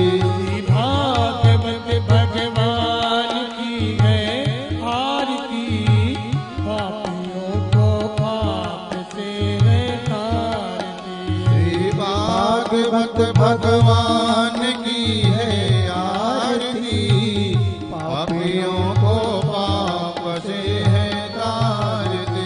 ये अमर ग्रंथ ये मुक्ति पंथ ये पंचम वेद निराला नव ज्योति जगाने वाला। ये अमर ग्रंथ ये मोक्ति पंथ ये पंचम वेद निराला नव ज्योति जगाने वाला। हरि नाम यही हरि ध्यान यही हरि नाम यही हरि ध्यान यही जग के मंगल की आरती पापियों को पाप से है तारती। भागवत भगवान की है आरती पापियों को पाप से है तारती। ये शांति गीत पावन पुनीत पापों को मिटाने वाला हरि दर्श कराने वाला। ये शांति गीत पावन पुनीत पापों को मिटाने वाला हरि दर्श कराने वाला। यह सुख करनी यह दुख हरणी ये सुख करणी ये दुख हरणी जग मधुसूदन की आरती पापियों को पाप से है तारती। भागवत भगवान की है आरती पापियों को पाप से है तारती। ये मधुर बोल जग फंद तोल सतमार्ग दिखा। भगवते कृष्णाय कुंठमेधसे राधाधर सुधा सिंधौ नमो नित्यविहारिणे। राधां कृष्ण स्वरूपां वै कृष्णं राधा स्वरूपिणं कलात्मानं निकुंजस्थं गुरुरूपं सदा भजे। वाञ्छा कल्पतरुभ्यश्च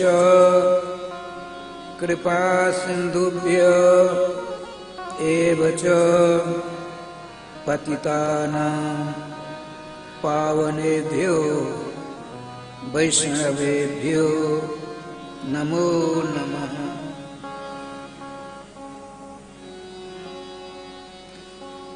गोविंद जय जय गोपाल जय जय गोविंद जय जय गोपाल जय जय। श्री राधा रमण हरि गोविंद जय जय। राधा रमण हरि गोविंद जय जय। गोविंद जय जय गोपाल जय जय। गोविंद जय जय गोपाल जय जय। श्री राधा रमण हरि गोविंद जय जय।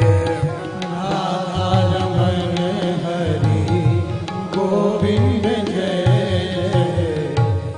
श्री राधा सर्वेश्वर भगवान की जय।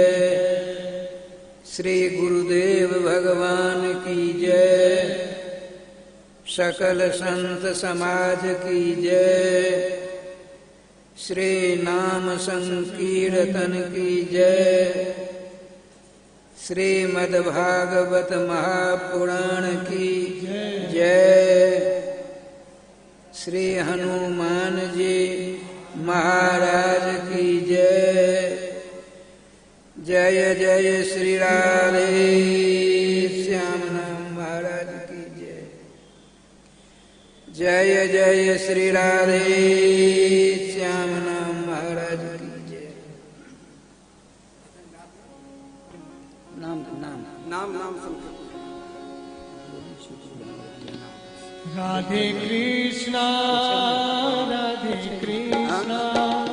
कृष्ण कृष्णा राधे राधे राधे श्यामा राधे श्यामा श्यामा श्यामा राधे राधे राधे कृष्णा राधे कृष्णा कृष्णा कृष्णा राधे राधे राधे श्यामा राधे श्यामा श्यामा श्यामा राधे राधे राधे कृष्णा कृष्णा कृष्णा राधे राधे राधे श्यामा श्यामा श्यामा राधे राधे राधे कृष्णा राधे कृष्णा कृष्णा कृष्णा राधे राधे राधे श्यामा राधे श्यामा श्यामा श्यामा राधे राधे। श्री वृंदावन बिहारी लाल की जय। समादरणीय पूज्य चरण समस्त युगों के वैष्णवाचार्यों तथा वैष्णवों के चरण कमलों में शतशः सहस्रशः अनंतशः दंडवत प्रणाम। जय श्री राधे श्याम।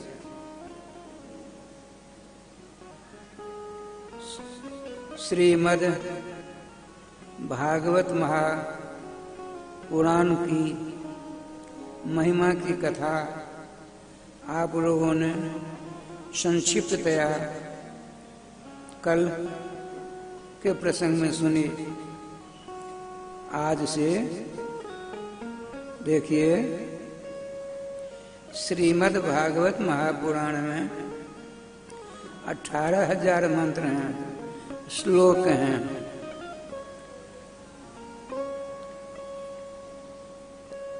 श्रीमद् भागवत महापुराण की टीका संस्कृत भाषा में 79 हैं, 1 कम 80। उनमें सर्वप्रथम टीकाकार श्री श्री श्रीधराचार्य जी महाराज हैं। उन्होंने एक बहुत बढ़िया बात पूछी।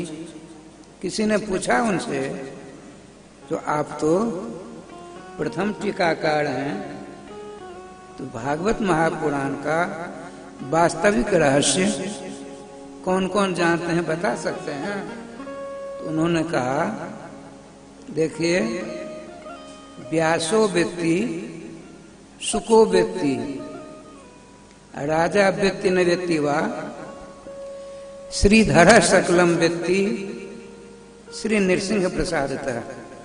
एक उन्होंने कारका बनाई श्रीमद् भागवत महापुराण का वास्तविक रहस्य श्री भगवान वेदव्यास जी जानते हैं।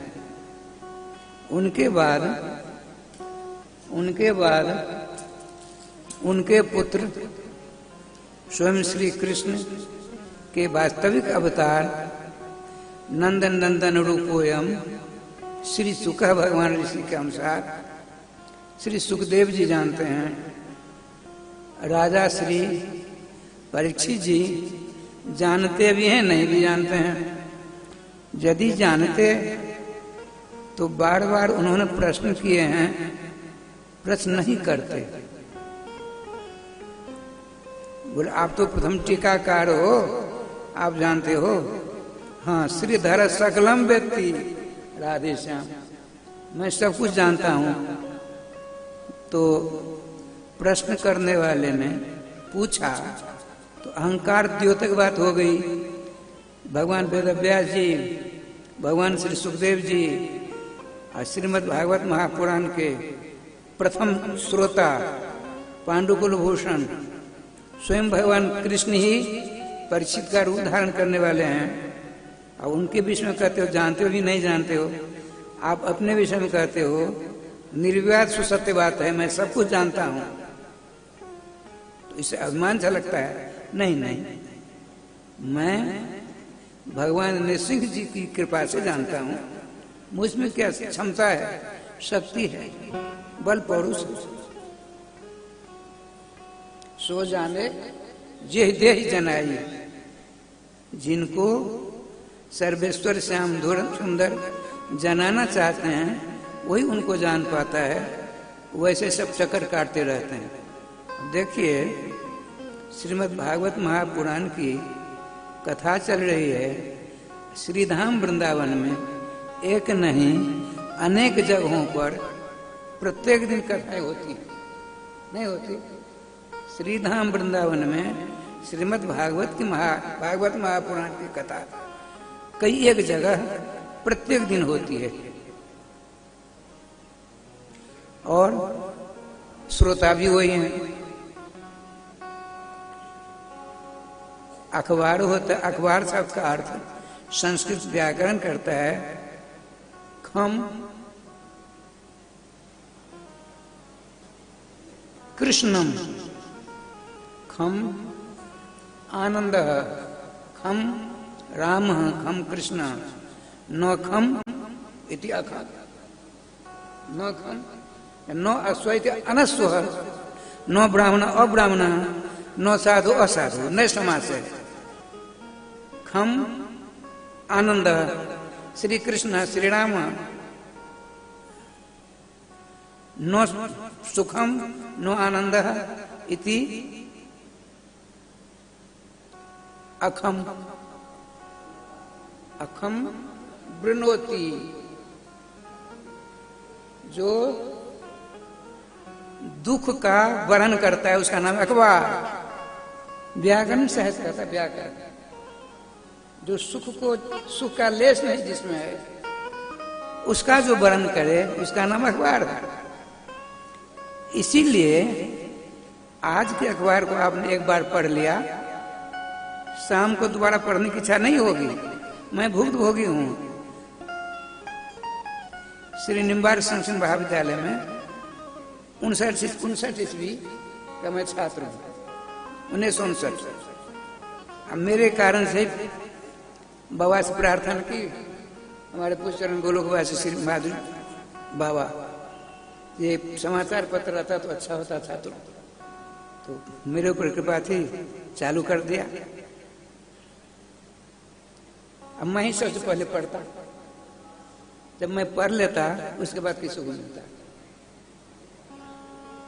वो लोग सोचे थे बाबा के प्रपात्र में से रोज आता, दूसरे दिन आज के अखबार को कल पढ़ना चाहता, मन नहीं लगता, क्योंकि मेरी ही प्रवृत्ति नहीं है, प्राय प्रवृत्ति सबों की है।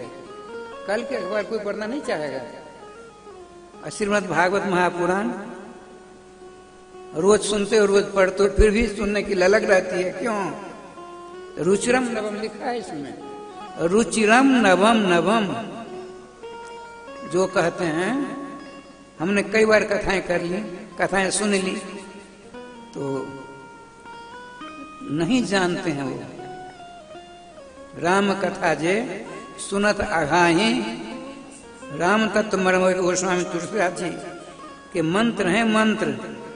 वो कहते हैं राम कथा जे सुनत अघाही, रस विशेष जाना तिन नाही। रामायण जी का पाठ, श्री रामायण जी की कथाएं रोज सुनते हैं, देखते हैं, लेकिन नया नया भाव, नया नया आनंद, नई नई सुख शांति का अनुभव होता है कि नहीं? अच्छा, ठाकुर जी कृपा से देखिए, श्रीमान सुखदेव जी महाराज अपने पितृचरण से कल श्रीमद् भागवत जी की कथा पढ़ ली, 18,000 श्लोक कंठ कर लिए।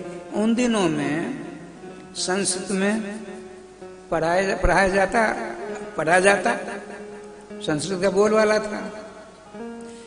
भारत में सारा व्यापार संस्कृत भाषा में हुआ करता था, सारे क्रियाकलाप राजकीय, राष्ट्रीय संस्कृत भाषा में हुआ करता था। लेकिन दुर्भाग्य है, संस्कृत भाषा आज उपेक्षित भाषा है। संस्कार विहीन जो भाषाएं करती हैं उन्हीं का समाधान होता है वर्तमान में। संस्कृत भाषा सरकार यदि समाधान करे, सबको करना पड़ेगा। लेकिन कलयुग का चमत्कार है, जो वर्तमान में भारत की बागडोर जिसके हाथ में है, वही संस्कृत भाषा से अनभिज्ञ होने के कारण इधर जो काम नहीं। उत्तर प्रदेश की बात सुनाता हूं, 1661 संस्कृत भाषा संस्कृत विद्यालय थे, विद्यालय महाविद्यालय, जिसमें 7वां स्थान था निम्बार संस्कृत महाविद्यालय। रंगलक्ष्मी महाविद्यालय तो केंद्रीय सरकार का है, इसका 7वां स्थान था। 151 छात्र संस्कृत पढ़ते थे। धारा प्रवाह यहाँ से जाते थे हम लोग, बिहार जी संस्कृत में ही बोलते बतराते जाते थे, वहाँ संस्कृत में बात होती थी। एक वहाँ के बिहार जी के गोस्वामी जी थे, श्री सोनाम धन मदन मोहन शास्त्री महाराज, बड़ा बड़ा संस्कृत बोलते, बड़े खुश होते थे। निम्बार से बड़ा नाम था निम्बार विद्यालय। अच्छा, आइए, श्रीमान सुखदेव जी पढ़ करके निष्णात हो गए, गुरु जी के चरणों में नमस्कार किया, अपने पिता के चरणों में नमस्कार किया। ये गुरुदेव, आपने अपनी अहित की अनुकंपा से सारी विद्या हमारे अंदर आपने निक्षिप्त कर दिया। अब हम आपको क्या दक्षिणा दें? का बस यही दक्षिणा हमको चाहिए, तुम सदा मेरे पास में रहो। ये तो संभव नहीं है। कहा ठीक, अपनी छाया को अपना सा रूप प्रदान कर, स्वयं भगवान कृष्ण ही हैं, प्रदान कर दिया। कहा ये आपकी सेवा में ये रहेगा। उसका नाम छाया सुख है। वही सुख जाता है महावना स्थिरा मिथिला नरेश श्री जनक जी के पास, वहां परीक्षाएं होती हैं। 6 सुख की बात, उनका विवाह भी होता है। राधे राधे। ठाकुर जी कृपा से अब वो श्रोता ढूंढने लगे, मेरे समान श्रोता मिले, त्यागी, संसार की मोह ममता से रहित। कौन मिलेगा भैया? राधे राधे। श्रीमान साक्षात सुखदेव जी अपने समान मन बुद्धि चित्त अहंकार वाला श्रोता ढूंढने के लिए चले। ढूंढ रहे हैं, इधर आइए आप। श्री सुखदेव जी का परिचय संक्षेप से यहाँ तक आपने कल से सुना। ये तो प्रथम श्रेणी के वक्ता हैं। अब प्रथम श्रेणी के श्रोता का भी परिचय हमको चाहिए। देखिए, महाभारत का भयंकर युद्ध चल रहा था। श्री पितामह भीष्म सरसज्जा पर विराजमान है, भजन कर रहे हैं।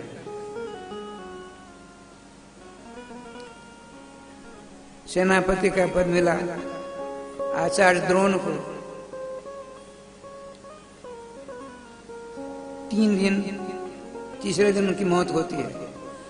आज दूसरे दिन उन्होंने ऐसा षड्यंत्र किया, ऐसा षड्यंत्र किया, चक्रव्यूह का निर्माण कर डाला और छल से अर्जुन को दूसरी जगह भेज दिया, त्रिगर्त राजाओं के साथ युद्ध करने के लिए।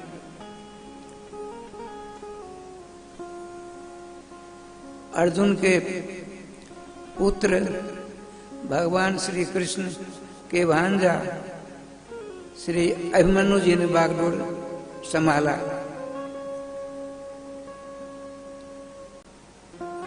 अनीति अन्याय और छल से 7 महारथियों ने मिलकर उनको मौत के घाट उतार दिया। देखिए, दिन में युद्ध होता था, रात में प्रतिभा खाते वीरों का संसार होता। उसमें दोनों पक्ष से बड़े बड़े वीर जाते श्रद्धांजलि अर्पण करने के लिए। अभिमन्यु पत्नी राजा विराट की पुत्री उत्तरा गर्भवती हैं।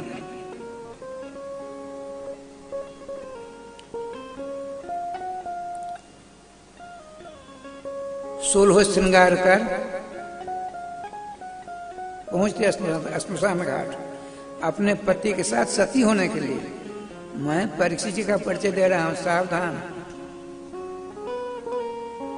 पांडव के 5 पांडव हैं। सूत्रधार हमारे सर्वांतर्यामी द्वारकाधीश कृष्ण भी हैं। इधर द्रोणाचार्य कर्ण प्रवृत्ति सबके सब हैं।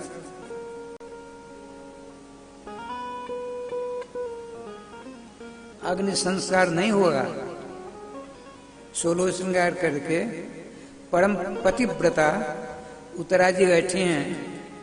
अपने पति की लाश को अपनी गोदी में रखेंगी। अपने दाएं पांव से अग्नि प्रज्वलित कर पति की लाश के साथ स्वयं जय गोपाल होने वाली है। अग्रसर हो रही हैं। भगवान ने सोचा मैं कहूंगा तो ठीक नहीं। व्यास जी का स्मरण किया। भगवान वेद व्यास जी आधम के व्यास जी आ गए हैं और पतिव्रता उत्तरा जी अपने पति की लाश के पास पहुंच चुकी हैं। आप अपने दोनों हाथों से अभिमन्यु जी की जो लाश उसको अपनी गोदी में रखना चाहती हैं। स्पर्श हो गया है, तुरंत पदार्पण हुआ। भगवान वेद व्यास जी ने कहा बेटी सावधान सावधान। सब हो चुके हो गए। भगवान की तो सब रसमय लीला ही है। बेटी तुम पतिव्रता नहीं हो सकती। तुम अपने पति के साथ सती नहीं हो सकती। भगवान, अब जीवन तो मेरा समाप्त हो गया, ये तो मेरे जीवन थे, इनके साथ मैं अर्धांगिनी हूँ, अपने जीवन को उत्सर्गित करना चाहती हूँ, आप आदेश दें। उनका मैं आदेश नहीं दे सकता। तुम धर्म की रक्षा करने वाले के पक्ष की बेटी हो, बहू हो, हम भी इसी पक्ष में हैं। अब तुम जो ऐसा करेगी धर्म का उल्लंघन होगा। कैसे भगवान? एक अनाथ स्त्री अपने पति के साथ सती नहीं हो सकती। बोले तुम अनाथ नहीं हो, तुम्हारे समान बिरले कोई होंगी। तुम नहीं जानती हो, तुम्हारे पेट में जो बच्चा है उसके लिए ये जो खड़े हैं लीलाधारी कृष्ण, इनका एक अवतार होने वाला है। तुम इनके अवतार की जननी होने वाली हो और उसके द्वारा अनंत ब्रह्मांड का महानतम कल्याण होगा। इसलिए बेटी सती नहीं हो। धर्मशास्त्र कहता है 2 माताओं को सती नहीं होना चाहिए। कौन सी 2 माताएं? जिसका बेटा महारथी है। महारथी उसको कहते हैं जो सूर्योदय से लेकर सूर्यास्त के अंदर 10,000 सैनिकों को मारकर संगध्वनि कर दे, उसका नाम है महारथी। उसका पति यदि मर जाए तो उसकी पत्नी को सती नहीं होना चाहिए। महाभारत में प्रकरण है। आचार्य द्रोण महारथी नहीं अतिरथी थे। अतिरथी उसको कहते हैं जो 1000 महारथी को देखते ही देखते समाप्त कर दे, उसका नाम अतिरथी होता है। अमर कोश का है। ठाकुर जी कृपा से अतिरथी थे हमारे आचार्य द्रोण। भगवान शंकर को छोड़कर कोई युद्ध उनको परास्त नहीं कर सकता। भगवान श्री कृष्ण की लीला थी, इसलिए उनकी मृत्यु हुई। उनको मरना जरूरी था।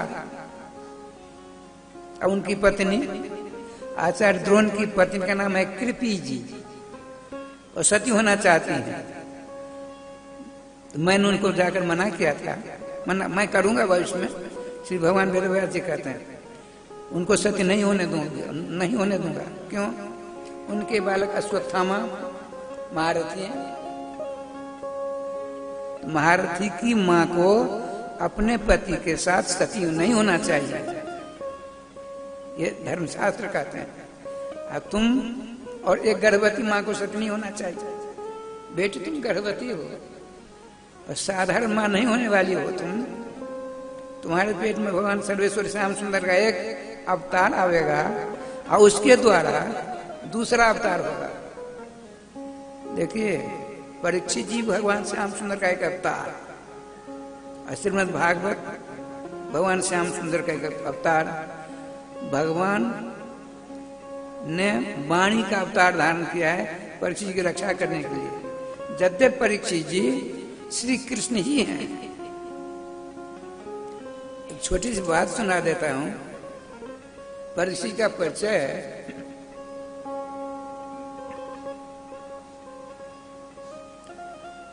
भगवान वेदव्यास जी के आदेश को शिरोधार्य कर वहां से रनवास आ जाती हैं।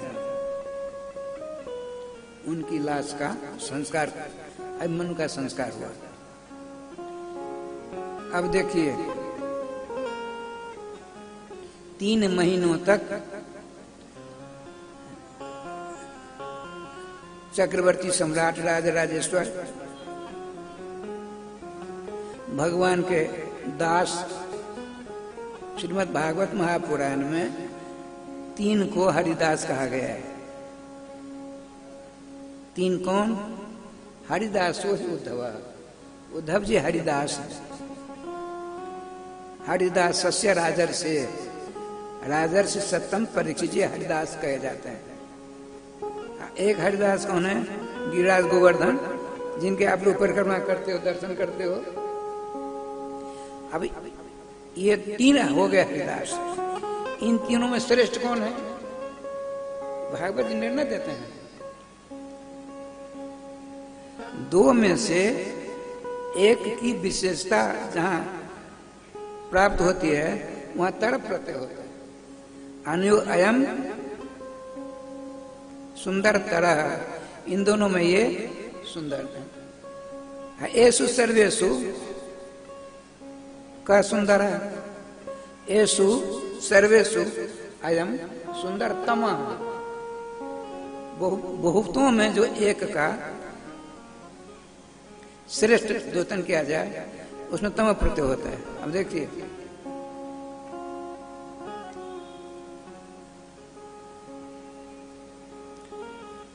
गिरिराज जी के विषय में श्रीमान सुखदेव जी महाराज कहते हैं, हरिदास वर्ज, तम प्रत्यय हो चाहे वर्ज प्रत्यय हो, दोनों बराबर होते हैं। जैसे आह्लाद और आनंद, हरिदास, ये दोनों हरिदास हैं। और श्रीमान गिरिराज गोवर्धन हरिदास वर्ज हैं। हरिदास श्रेष्ठतम है। क्यों? जैसी सेवा श्री गिरिराज जी ने सर्वेश्वर श्याम सुंदर की केवल उन्हीं की नहीं, गोवंश सहित ग्वाल बाल गोपियों के सहित जितनी सेवा गिरिराज जी के द्वारा सर्वेश्वर श्याम सुंदर स्वीकार करते हैं, उतनी सेवा इन दोनों द्वारा नहीं करते। अब ठाकुर जी का विधान देखिए।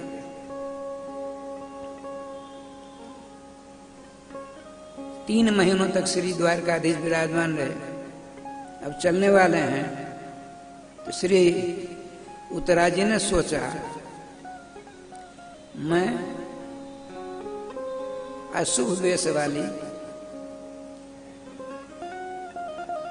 जो विधवा हो जाती है उसको श्रृंगार नहीं करना चाहिए, अच्छे अच्छे कपड़ों को धारण नहीं करना चाहिए।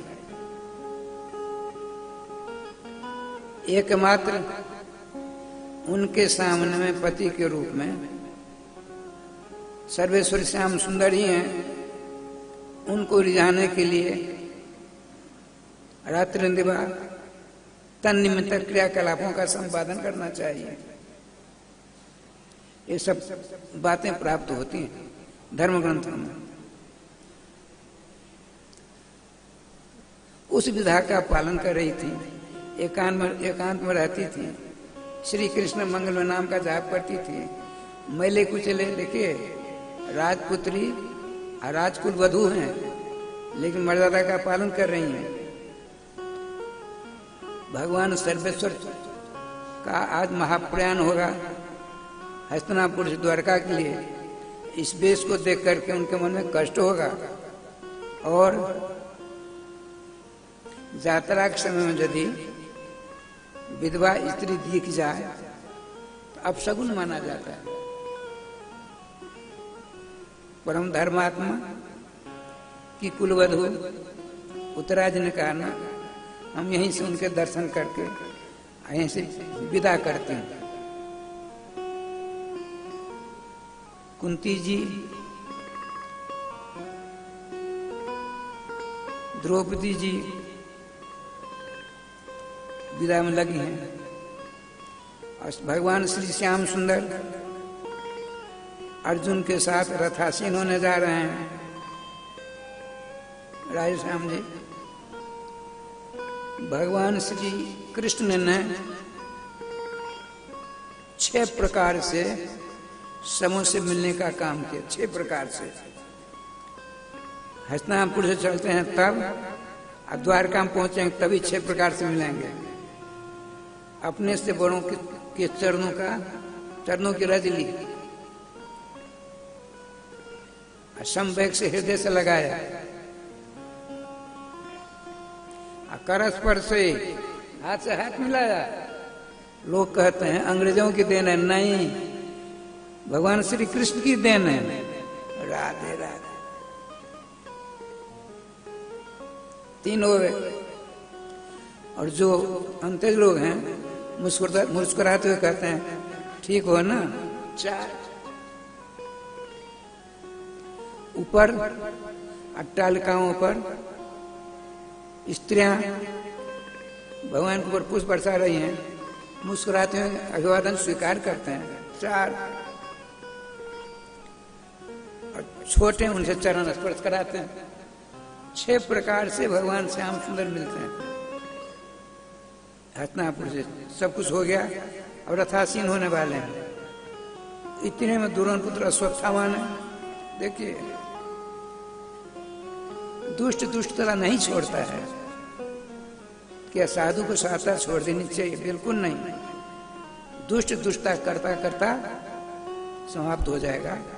असंत, अरे स्वयं भगवान सुखदेव जी ने कहा है, जब सट्टासुर को संहार करके भगवान बड़े किलकारियां मार रहे हैं, तो भगवान श्री सुखदेव जी कहते हैं, हिंस्रः स्वपापेन विहिंसता खलः साधु समत्वेन भयाद्विमुच्यते।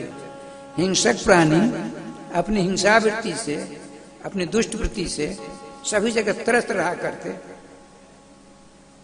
साधु समता बुद्धि से सभी जगह चकाचक रहते हैं। तो श्री कृष्ण तो परम साधु हैं। राधे राधे। ये भगवान सुखदेव जी की बात है।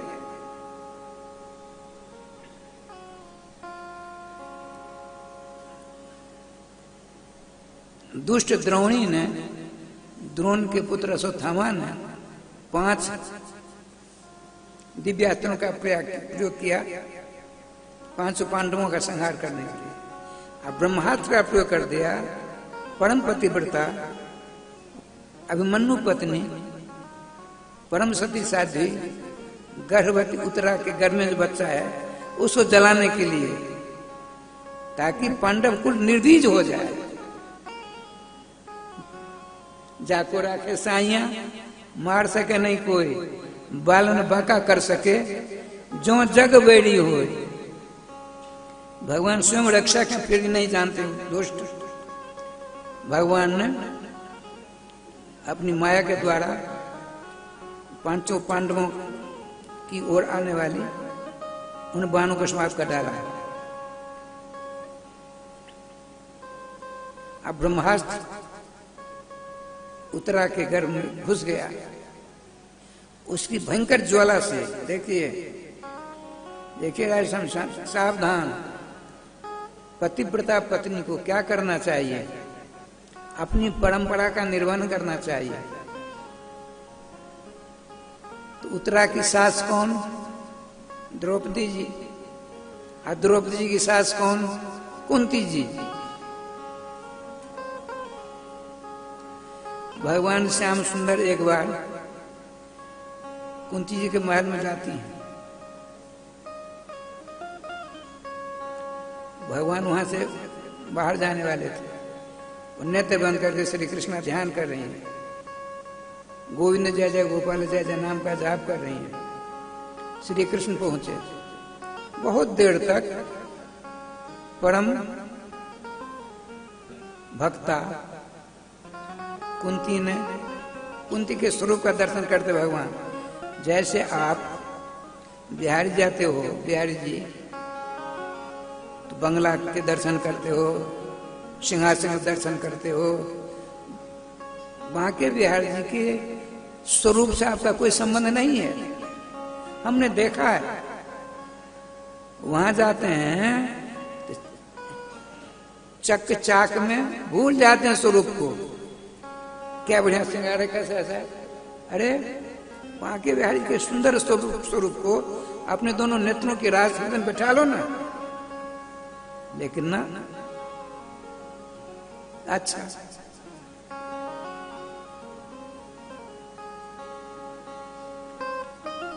श्याम सुंदर के स्वरूप का ध्यान करती हैं, उनके नाम का जाप कर रही हैं। काफी देर तक सर्वेश्वर श्याम सुंदर ने दर्शन किया। फिर जाना है, आपने कहा माँ नेत्र खोले। सर्वेश्वर श्याम सुंदर को देखा, श्याम सुंदर चरण पकड़ लिए। कृष्ण कई श्लोकों में दोहरा स्तुति करती। उन्होंने कहा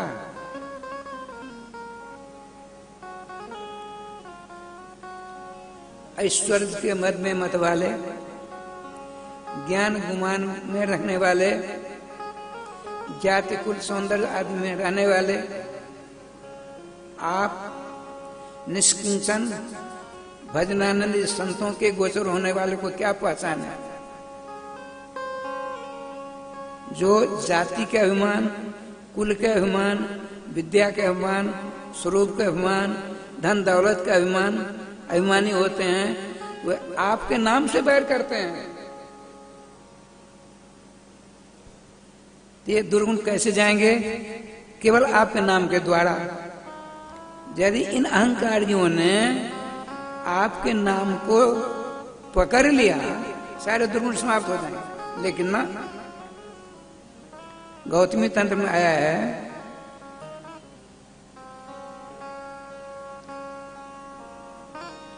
जिसके पास पुण्य का अभाव, पाप का आधिक्य है, भगवान के नाम के प्रति उसका प्रेम प्यार नहीं हो सकता। स्वल्प पुण्य बताम राजन विश्वास नहीं बजाए थे। थोड़े पुण्य वालों का विश्वास भगवान में हो सकता है, लेकिन नाम में नहीं होगा। और जब तक नाम के प्रति विश्वास नहीं होगा, तब तक नाम ही नहीं मिल सकते। ध्यान रखेंगे, नाम का अधीन नाम ही। राधे राधे। ठाकुर जी का विधान। आपने कहा माँ आपकी स्तुति से हम बहुत खुश हैं, वरदान मांगो। तो श्री कुंती जी ने कहा आज आपकी वाणी पर हमें संदेह हो रहा है। पांडवों की माँ परम सती साध्वी अपनी सेवा से भगवान दुर्वासा को प्रसन्न करके, खुश करके उनसे एक ऐसा मंत्र प्राप्त कर लिया है, सारे देवता को बुला सकती हैं। इतनी क्षमता संपन्न वो कहती हैं श्री कृष्ण आज आपकी वाणी पर हमें संदेह है। तुम कह जो चाहिए मांग लो, लेकिन हम जो मांगना चाहते तुम नहीं दे सकते। माँ ऐसी बात है, यदि तुम कहो अपना सर कलम कर तुम्हारे चरणों में रख दूंगा। तुम्हारा सर लेकर मैं क्या करूंगा? करूंगी। अच्छा मैं वचन देता हूं, जो तुम मांगो मैं दे दूंगा। क्या कहती हैं? हमने आपने कभी नहीं, देखिए जब से सृष्टि बनी है तब से और अब तक किसी ने भगवान कृष्ण से, भगवान राम से दुख नहीं मांगा, सबों ने सुख ही मांगा है। हम वृंदावन आते हैं, आपके माध्यम से बहुत आते हैं, इसलिए चलो वृंदावन की यात्रा हो जाएगी, भागवती सुन लेंगे। लेकिन वृंदावन यात्रा भागवत सुनकर हम तकलीफ मांगेंगे सो है। मैं अपनी बात बताता हूँ, स्वप्नावस्था में भी हमने अपने इष्ट जुगल सरकार से राधेश्याम तकलीफ नहीं मांगी, कोई नहीं मांगता। लेकिन आश्चर्य की बात है, जिसको आपने स्वप्नावस्था में प्राप्त करने की अभिलाषा नहीं रखते, वह आपको धर दबाता है। चक्रवत परिवर्तन थे दुखान से सुखान चल। गाड़ी के पहिए के समान सुख और दुख चक्कर काटते हैं। लेकिन दुर्भाग्य है, सुख प्राप्त करने के लिए हम नाना प्रकार के प्रयास करते हैं, और दुख प्राप्त करने के लिए नाना प्रकार के प्रयास करते हैं, दुख नहीं आवे, फिर आ जाता है। ऐसा होता है कि नहीं? राधे श्याम। जैसे आपने दुख प्राप्त करने के लिए प्रयास नहीं किया कभी, उसी प्रकार से सुख प्राप्त करने के लिए भी प्रयास नहीं करिए। आप जिसके लिए आए वह करो। 2 अरब 98 करोड़ जन्म के बाद आपको मानव शरीर मिला है। 2 अरब 98 करोड़ जन्म के बाद इस शरीर का सदुपयोग करिए। सदुपयोग किया 24 घंटों के अंदर 21,600 बार सांसें निकलती हैं। हर सांस पर नाम लीजिए, संभव नहीं है। इसीलिए माला आप लोगों ने रख रखी है। खूब जाप करती हो, करो। अपने संगे संबंधियों को भी कहो, जो कुछ करना, जो खाते पीते खाओ पियो, लेकिन नाम लेते रहो। नाम भगवान की कृपा से सारे दुर्गुण उनके धीरे धीरे क्षीण हो जाएंगे, कमजोर हो जाएंगे, और उस जगह पर गुण का अवधान हो जाएगा, गुणावतरण हो जाएगा। अच्छा आइए, आपने कहा हमको विपत्ति दो। एक बार नहीं, विपदा संतु न शाश्वत तत् जगत गुरु। हमको सेकंड सेकंड में, कदम कदम पर विपत्तियां मिलती रहे, ऐसा आशीर्वाद दो। भगवान श्याम सुंदर ने कहा, बुआ जी, भगवान श्री कृष्ण महादेव की 5 बहनें थी,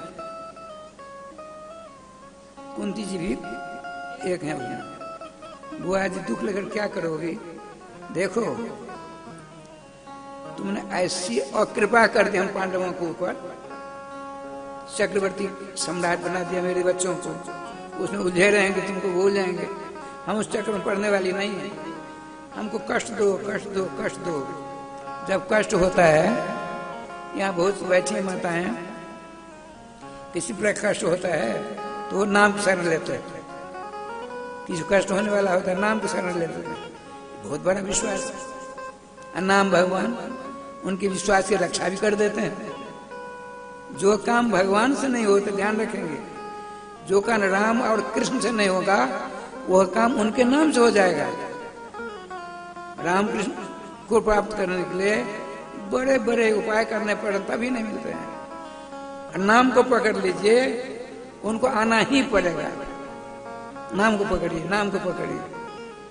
श्रीमद् भागवत महापुराण तो ऐसा एक भी श्लोक नहीं है जिसमें नाम की महिमा का वर्णन न प्राप्त हो।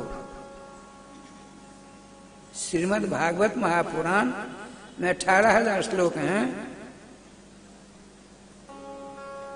एक भी मंत्र, एक भी श्लोक ऐसा नहीं है जिसमें नकार या मकार न हो।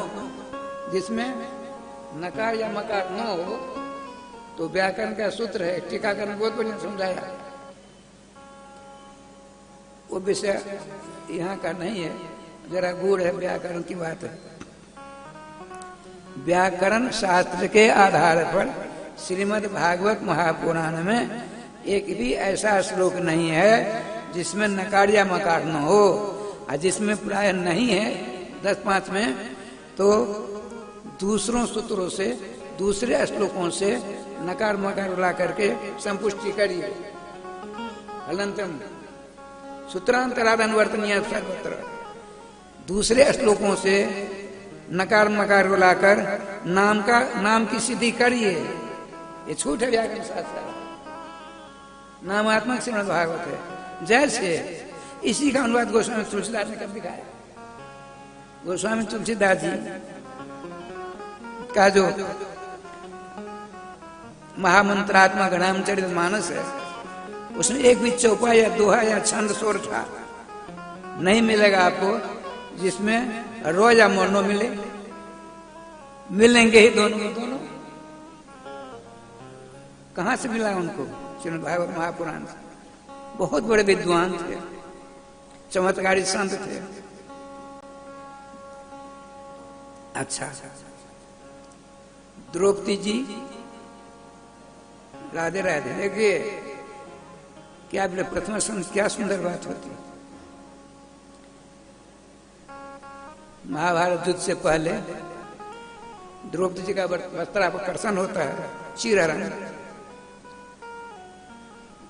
10,000 हाथी के बल वाला था दुशासन, अब द्रौपदी जी की भुजा में अनेक हाथियों का बल है।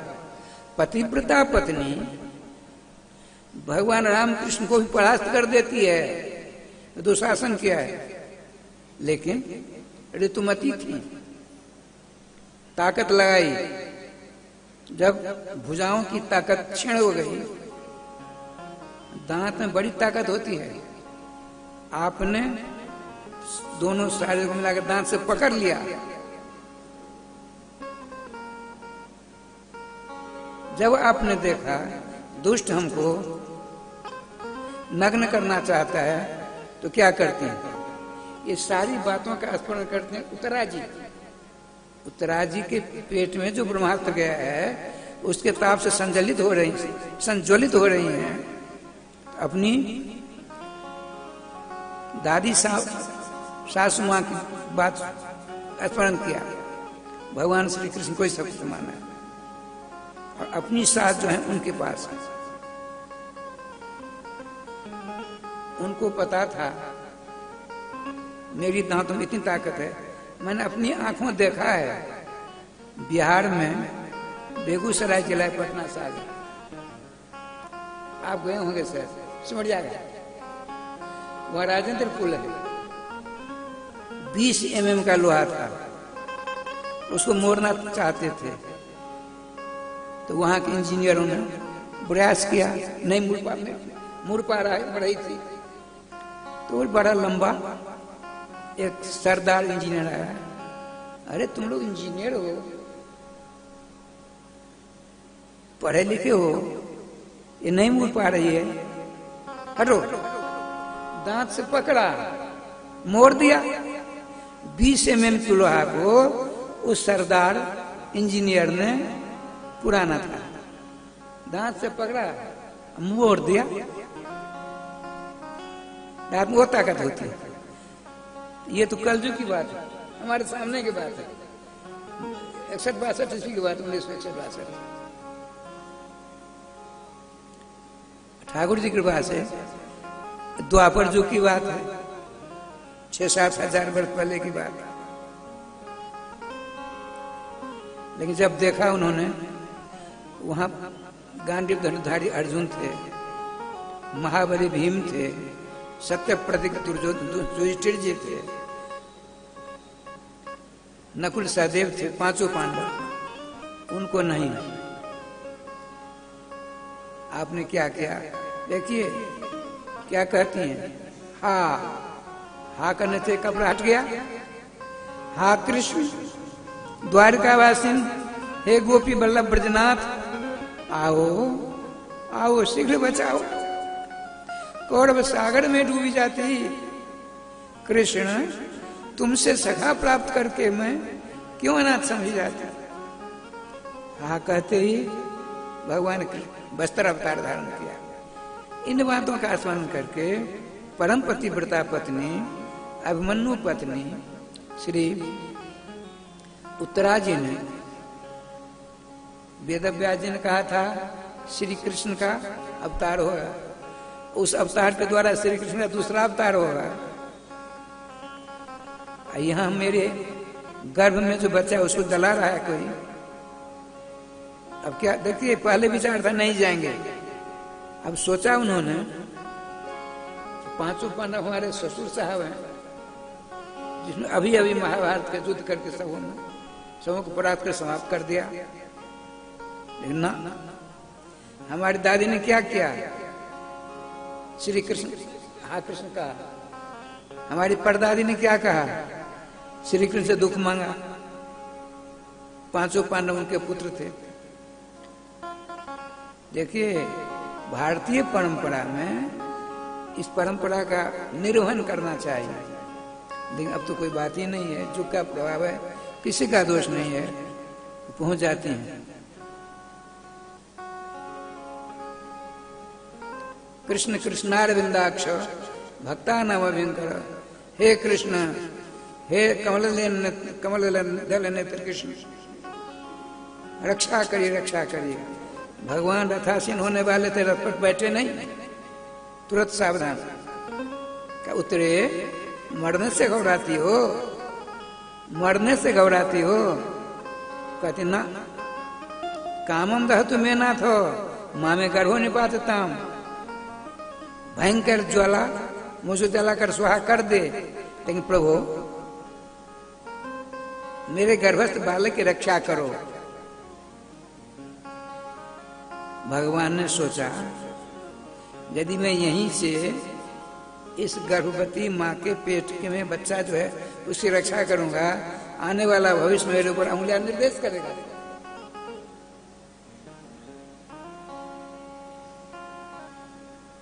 बंशीधरी टीकाकार ने बड़ा स्पष्टीकरण किया है। भगवान ने सोचा यदि यहाँ से हम उसकी रक्षा कर देते हैं तो भविष्य में लोग हमारे ऊपर कहेंगे उस बच्चे ने तो रक्षा करने की बात नहीं कही, उसकी माँ ने कही। उसी प्रकार से सबों की रक्षा करो करना। भगवान ने सोचा, क्या सोचा? एक पतिव्रता पत्नी का आदेश है, प्रार्थना नहीं है। देखिए ध्यान रखेंगे, पतिव्रता पत्नी कुछ कर सकती है। एक छोटी सी बात सुना दूं, महाभारत की बात है पतिव्रता के ऊपर। एक ब्राह्मण की बेटी बड़ी लंबी चौड़ी, बड़ी लंबी है, उसका नाम रखा गया सुदीर्घा। दीर्घ माने लंबा, ये सुदीर्घा है, बड़ी लंबी। ऐसा इससे विवाह करने के लिए किसी ने नहीं सोचा, किसी ने स्वीकृति नहीं दी। तो इसने सोचा कि तपस्या करके स्वर्ग चले जाते हैं। तपस्या करने लगे। सुदीर्घा ने तपस्या ऐसी की सदेह जाने लगी स्वर्ग। देवराज इंद्र ने भगवान ब्रह्मा से कहा ये क्या लीला हो रही भगवान, संभालो। भगवान ब्रह्मा जी आए, उस सुदीर्घा से कहा बेटी नियम है तुम अपने पिता की बेटी हो, तुम कुंवारी हो, जब तक तेरा विवाह नहीं होगा तब तक स्वर्ग नहीं आ सकते। तुम बहुत तपस्या की, जो पहले विवाह करो। तो किसी कोई हमको स्वीकार नहीं करता, तो नियम लो, जो तुमको मिले पहुंचते ही प्रथम बार उससे विवाह करना। उसने संकल्प किया धरती पर जाते जिसके ऊपर मेरी दृष्टि पड़ेगी उसी को मैं स्वामी बनाऊंगी। अब देखिए एक कुष्ठ था, कुष्ठी था, उसके शरीर से बदबू निकाल लिया, उसको दृष्टि पड़ी, प्रतिज्ञाबद्ध है, विवाह कर लिया। अब वह बड़ा खतरनाक था, क्रोधी था, कामी था, चला फिरा जाता नहीं था। खूब सेवा करती है लेकिन उदास रहता है। वो जो कुष्ठी था उदास रहता था। तो आपने सोचा क्या कारण है, मैं इतनी सेवा करती, नाना प्रकार के व्यंजन बनाकर खिलाती पिलाती, फिर कभी प्रसन्न खुश नहीं होते। एक दिन सुदीर्घा ने अपने पति उस कुष्ठी से पूछा स्वामी मुझसे कोई गलती हो रही है क्या? मैं खूब प्रेम से आपकी सेवा करती, आपका आदेश पालन करती, आप खुश नहीं होते। बहुत कुछ कहने पर कहा देखो तुम बहुत सुंदरी हो, सेवा करती हो, लेकिन मेरा मन उस नदी किनारे एक बेस्या रहती है, उसमें मेरा मन लगा, मैं उसे रमन करना चाहता। राधे राधे। अच्छा ठीक है, आप चिंता मत करिए, मैं उपाय करती हूँ। वो जाती सुदीर्घा, पहुंचती, और तो उम्र 2-3 महल पर रहा करती थी, झाड़ू लगाती, पूरे उसके बगीचा में झाड़ू लगाती, जल का छिड़काव करती, चली आती, रोज करती। 10 दिन 20 दिन हो गए तो उसने पूछा भाई ऐसा सुंदर किसने चमकाया? लोगों ने कहा आती है परम सुंदरी, बड़ी लंबी है, अकारण आपके यहाँ सेवा करती है। बोले आवे तो हमको हमारे पास बुलाना उसको। देखिए सुदीर्घा आज भी सेवा शुश्रूषा सब करके सफाई करके जाने लगी। तो उसके आदेश का पालक जो था उसने कहा देवी जी हमारी मालिकनी साहिबा आपकी कल याद कर रही थी, आप मिल लेते तो अच्छा होता। चलिए वो गई, नमस्कार प्रणाम हुआ। उससे कई एक गुना सुंदरी ये थी। कहा सुंदरी अकारण मेरे बगीचा की सफाई क्यों करती हो? सच सच बोलो। तो एक मेरी अभिलाषा है। बोलो क्या अभिलाषा है? पहला वचन दो, मैं जो बोलूंगी एक दिन के लिए, एक रात के लिए, क्या मेरी प्रार्थना स्वीकार कर सकती हो? उसकी सेवा से इतने प्रसन्न हो गई थी उस वेश्या ने कहा जो तुमको करने के लिए तैयार है। तो मेरे पतिदेव एक रात आपके पास में रहना चाहते, वचन दे दिया था। ठीक है। राय श्याम जी देखिए क्या लीला होती है। वो जाती है बड़ी खुश होकर, हे प्राण वल्लभ चलो। वेश्या जी ने आपको एक रात अपने पास रहने के लिए शुक्र प्रदान कर दिया। बहुत खुश हुआ। तो चल तो सकता नहीं था। उस कुष्ठी को रात शाम हो गई, अपने कंधे पर लिया सुदीर्घा ने, है तो बड़ी लंबी।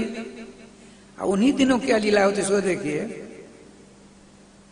ठाकुर जी की पति प्रता में क्या क्षमता है। रामकृष्ण घबरा जाते हैं, अरे ब्रह्मा विष्णु शंकर घबराए कि नहीं, बेटा बन गए। राधे श्याम राधे श्याम। अनुसुईया जी के आप देखिए क्या लीला है।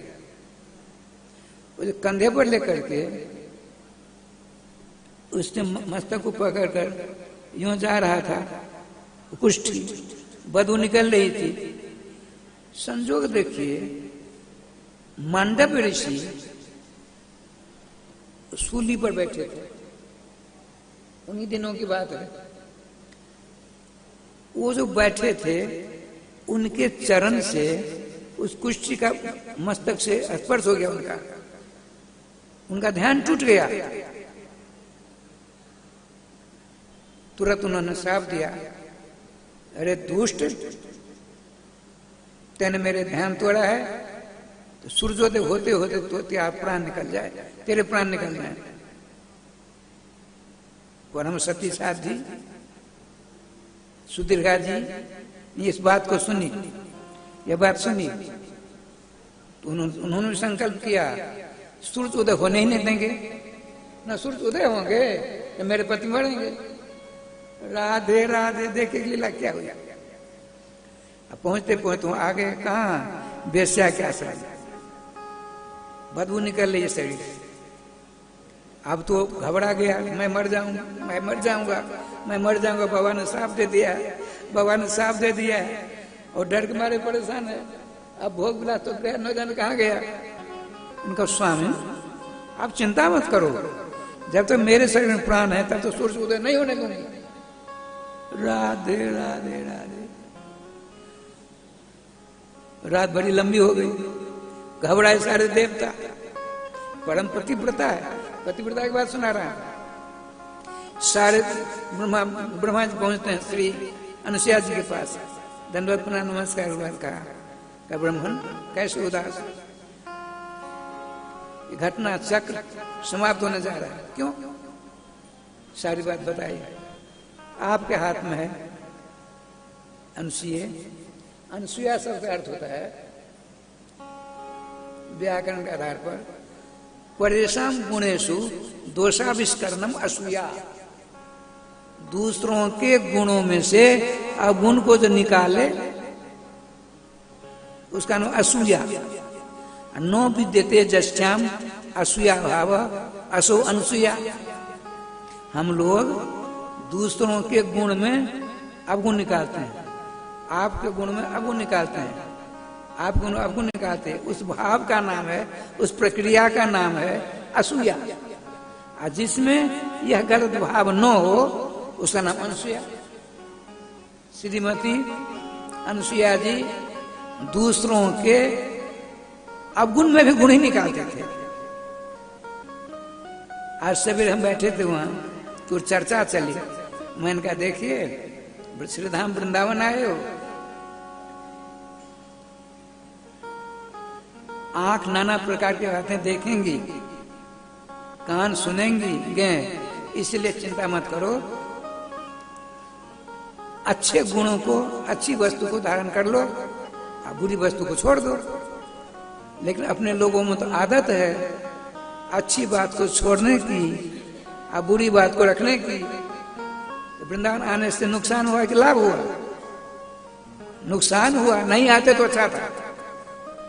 यहां करके दूसरों के अब गुणों में से गुण निकालने की प्रक्रिया अपनाओ। ऐसी पतिव्रता थी अनुसुईया जी, उनके पति का क्या नाम है? श्रीमान भगवान अत्रि जी। अत्रि शब्द का क्या अर्थ होता है? न विद्यन्ते, तीसरा अवस्था, जस्मिन असौ अत्रि। अवस्था कितनी होती है? 4, जागृत, स्वप्न, सुषुप्ति। जागृत, स्वप्न, सुषुप्ति और तुरीय। गोपाल तो अपने उपनिषद में आया है, तुरीय अवस्था पन्नो गोपाल है। जिस जीव के ऊपर सर्वेश्वर श्याम सुंदर का अनुग्रह वर्षण होता है उसको तुरीय अवस्था प्राप्त होती है। तुरीय अवस्था जिसको मिलती है आपको देखेंगे हुए लेकिन आप नहीं दिखाई देंगे, गोपाल जी के दर्शन होंगे। हम कृष्णदास जी को देखते हैं, कृष्णदास नहीं दिखती हैं, गोपाल जी के दर्शन हो रहे हैं। उस भाव का नाम है तुरीय। तुरीय अवस्था में जो हमेशा रहे उसका नाम अत्रि। राधे राधे। यहाँ आई ठाकुर जी के विधान से क्या लीला होता? भगवान ने सोचा, हाँ अनुसुईया जी ने कहा आप चिंता मत करिए, ब्रह्मा जी जाइए, मैं जाती हूँ सुदुर्गा जी को मैं कहूंगी बेटी तुम सूरज को प्रकट होने दो। महात्मा की वाणी तो असर नहीं होगी, उनको हम मना भी नहीं सकते। राधे राधे। श्रीमती परम पतिव्रता सुदुर्गा जी से हम विनती करेंगे, मेरी बात मान लें। सूर्योदय होगा, उसका पति मरेगा, मैं ठीक कर दूंगी। राधे राधे। देखिए पतिव्रता आती हैं अनुसुईया जी, सुदुर्गा जी कहा बेटी मुझको पहचानती हो? उनके चरणों नमस्कार किया। आपको भला ब्रह्मांड को नहीं जानता?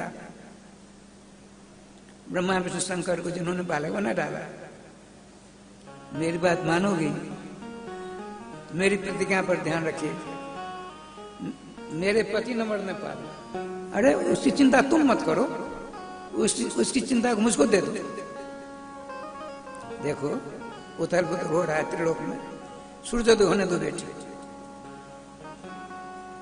तुम्हारे पति मरेंगे, मैं उनको जला दूंगी। मैं उतर आता तो क्या किया? कहा देखो एक लोटा जल लो और तुलसी जी को ऊपर दे दो। ये तुलसी महारानी मैं अपनी प्रतिज्ञा वापस लेती हूँ, सूर्य उदय हो जाए। जो ऐसा कर अनुसुईया जी ने जुक्ति बताई। देखिए तुलसी जी का नाम जानते हो? तुलसी, यहाँ भी तुलसी जी है। तुलसी जी, तुलसी का क्या नाम है? तुलया श्यति नाशयति जैसा तुलसी। अपने बराबरी किसी को न रहने दे, अपने बराबर तो किसी को न रहने दे, उसका नाम तुलसी है। राधे राधे। इनके समान भगवान भी नहीं है। तुलिया सत्यति तुलसी। परम पतिव्रता उस कोढ़ी कुष्ठी की पत्नी सुदुर्गा जी ने एक जलपात में जल लिया और तुलसी जी के ऊपर निक्षेप करती हैं और निवेदन करती हैं, हे विष्णु प्रिय तुलसी जी, मैं अपनी प्रतिज्ञा वापस लेती हूँ। सूर्य उदय हो जाए, सूर्य का उदय हो जाना चाहिए। जो ही जल का निक्षेपण हुआ, सूर्योदय हो गया। उनके पति की गोविंदायन मर गए। अब श्री अनुसुईया जी ने उनका जीवन दान दिया। जीवन दान ही नहीं दिया, ऐसा सुंदर राजकुमार जैसा हो गया। अपनी दृष्टि निक्षेप की, सुदूरयाज बड़ी लंबी थी, बिल्कुल राजकुमारी हो गई। वो वेश्या थी, चरणों में गिरती हैं। उस दिन जो भजन करती करती वेश्या भी भगवत धाम को प्राप्त हो गई। भगवान श्याम सुंदर ने सोचा, पतिव्रता पत्नी अभिमन्यु पत्नी उत्तरा जी ने निवेदन किया है, मुझको भले ही जलाकर स्वाहा कर दे ब्रह्मास्त्र की ज्वाला, किंतु मेरे पेट में बचा उसकी रक्षा करो। यदि मैं यहाँ से रक्षा करता हूँ, मेरे ऊपर उंगलियां निर्देश होंगे, ऐसा करो। देखिए भगवान विचार करते हैं, गर्भ में जो बच्चा है पहले से है, मैं इस माँ के गर्भ में प्रवेश करता हूँ, तो पहले से है, मैं पीछे जाऊंगा तो छोटा भाई न हुआ, मैं छोटा भाई हुआ, तो छोटे भाई के ऊपर राधे श्याम गोविंद जय जय गोपाल जय जय गोविंद जय जय गोपाल जय जय श्री राधा रमण हरे गोविंद जय जय श्री राधा रमण हरि गोविंद जय जय श्री वृंदावन बिहारी लाल की जय। राधे श्याम जी ठाकुर जी का विधान देखिए, भगवान प्रवेश करते हैं।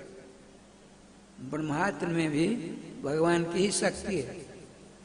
अब ब्रह्मास्त्र निक्षेप किया गया है द्रोण पुत्री अश्वत्थामा के द्वारा, तो अपना काम करेगा। दो सिद्धांत है भागवत जी के टीकाकारों के आधार पर। ब्रह्मास्त्र का प्रयोग किया अश्वत्थामा ने, उसने जाकर बच्चे को मार डाला, जला दिया। तब तो पतिव्रता पत्नी की प्रार्थना व्यर्थ गई। राधे श्याम राय साहब नहीं। अब देखिए, यह है उत्तरा जी के पेट में बच्चा। अब ब्रह्मास्त्र की ज्वाला चारों तरफ चक्कर काटती है, लेकिन भगवान श्री कृष्ण अनुरणीय महतो महियान के आधार पर अत्यंत सूक्ष्म रूप धारण कर लेते हैं। ज्वाला और गर्भस्थ बच्चे के बीच में चक्कर काटते हैं। तो भगवान के दिव्य तेज के द्वारा ब्रह्मास्त्र का तेज मलिन हो गया, उसकी रक्षा हो गई। एक तो ये बात हुई। दूसरी बात ये हुई, ब्रह्मास्त्र ने जला दिया। भगवान श्री कृष्ण ने सोचा, यदि मैंने इसको नहीं जिलाया तो पतिव्रता पांडु कुलवधु मुझे जलाकर स्वाहा कर दी। घबरा गए, तो उन्होंने भगवान नाम लिया, राधे कृष्ण कृष्ण कृष्ण राधे राधे, राधे श्याम श्याम श्याम राधे राधे। राम कृष्ण भी समय आने पर अपने नाम की शरण लेना पड़ता, उनको भी नाम की शरण ली, तुरंत नाम भगवान ने सद्बुद्धि प्रदान कर दी। क्या प्रदान की? अरे आप स्वयं क्यों नहीं परीक्षित बन जाते हो? उत्तरा का बालक बन जाओ। भगवान श्याम सुंदर उत्तरा के बालक अर्थात परीक्षित बन गए। परीक्षित श्री कृष्ण है। अब देख क्या लीला होती है। श्रीमद् भागवत जी का सिद्धांत है टीकाकारों का। यहाँ भंडारा हो रहा है, 1 नंबर के पदार्थ हैं, और यदि 2 नंबर के हम रसोईया ले आए, 1 नंबर के पदार्थ को खराब कर देगा। और यदि 1 नंबर का रसोईया है, हलवाई है, और 2 नंबर के सामान ले आए, तो 1 नंबर का हलवाई है ना, उस 2 नंबर को 1 नंबर बनाने का प्रयास करेगा, सफलता मिल जाएगी उसको। श्रीमद् भागवत महापुराण के निर्माता कौन है? वेदव्यास जी। तो कृष्णम द्वैपायनम वंदे, कृष्णम नारायणम वंदे, कृष्णम वंदे ब्रजप्रियम, कृष्णम द्वैपायनम वंदे, कृष्णम वंदे प्रथासुतम। कृष्ण शब्द ग्रहण करने से 4 महापुरुष ग्रहित होते हैं। एक नारायण को भी कृष्ण कहते हैं, विष्णु नारायण कृष्ण। यशोदानंदन श्री कृष्ण को भी कृष्ण कहते हैं। एक 5 पांडवों में मध्य पांडव अर्जुन को भी कृष्ण कहते हैं। और चौथे कृष्ण कौन है? वेदव्यास जी। कृष्ण द्वैपायन।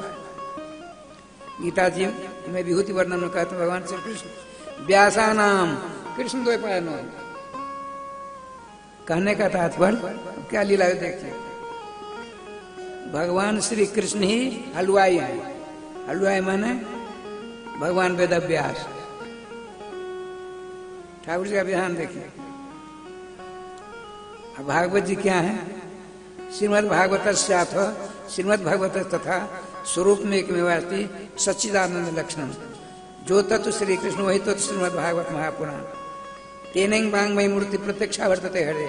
भगवान श्री कृष्ण की वाणी का अवतार श्रीमद् भागवत महापुराण। भागवत महापुराण ही श्री कृष्ण है। वेदव्यास जी के द्वारा रचित, वेदव्यास जी श्री कृष्ण, उनके द्वारा रचित पदार्थ श्रीमद् भागवत महापुराण श्री कृष्ण। अब राय श्याम जी देखिए, जो हलवा बन के बना दिया पदार्थ, आपको निमंत्रण मिला, आप कौन हो? यहाँ 4 पदार्थ है ना, बनाने वाला, पदार्थ, खाने वाला, परोसगार करने वाले, 4 हुए ना। तो बनाने वाले कृष्ण, अब पदार्थ श्री कृष्ण भागवत जी, बनाने वाले हलवाई वेदव्यास जी कृष्ण। अब पदार्थ श्रीमद् भागवत महापुराण रूपी महा मिठास परिपूर्ण श्रीमद् भागवत श्री कृष्ण। अब भोजन करने वाले कौन है? परीक्षित श्री कृष्ण, भगवान श्री कृष्ण। अभी अभी सुना ना, परीक्षित जी बन गए श्री कृष्ण। अब परोसगार कौन करते हैं? श्री सुखदेव जी। सुखदेव जी साक्षात कृष्ण है ही। नंद नंदन रूप में श्री सुख भगवान ऋषि।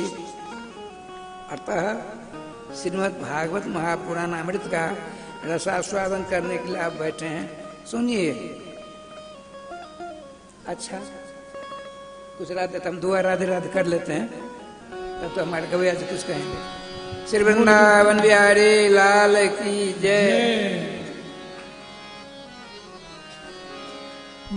मोहन बसी गए मेरे मन में, मोहन बसी गए मेरे मन में, मोहन बसी गए मेरे मन में, मोहन बसी गए मेरे मन में।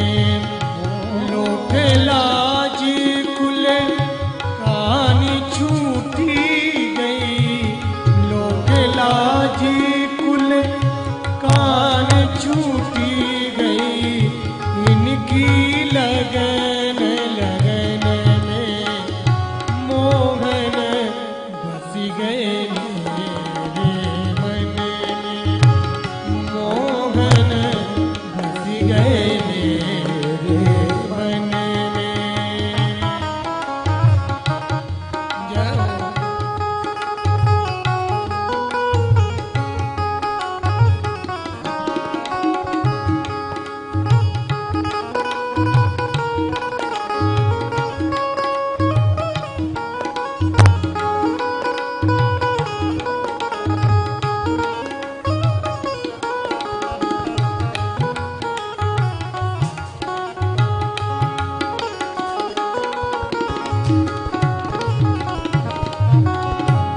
बड़ा सुंदर पद है। आप सभी लोग प्रेम से मंद मंद सुरों में ताली की संज्ञा देते हैं। जय हो। अच्छा, आइए, महाराज जी का कहना है कि चलता हुआ सुरम में आप सभी लोग प्रेम से गा भी सकते हैं। ऐसा मिश्री से मिश्री से मीठो नाम हमारी राधा रानी को, मिश्री से मीठो नाम हमारी राधा रानी को, मिश्री से मीठो नाम हमारी राधा रानी को, मिश्री से मीठो नाम हमारी राधा रानी को, राधा रानी को हमारी श्यामा प्यारी को, राधा रानी को हमारी श्यामा प्यारी को, राधा रानी को हमारी श्यामा प्यारी को, राधा रानी को हमारी श्यामा प्यारी को, मिश्री सो मीठो नाम हमारी राधा रानी को, मिश्री से मीठो नाम हमारी राधा रानी को। जय हो।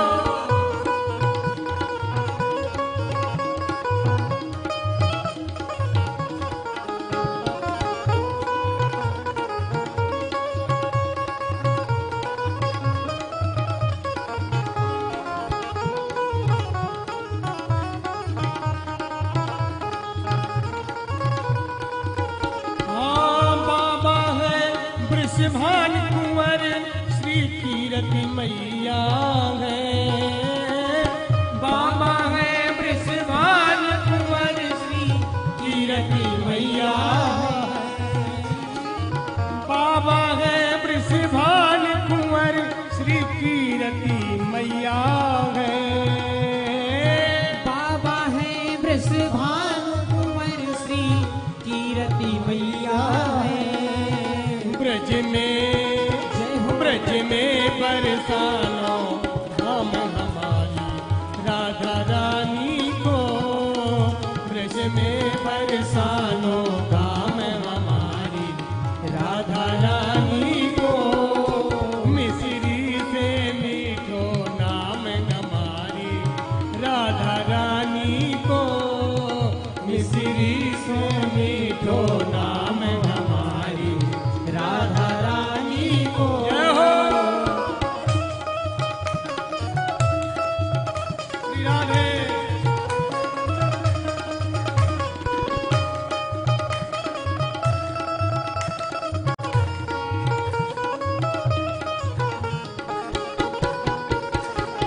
श्री राधे।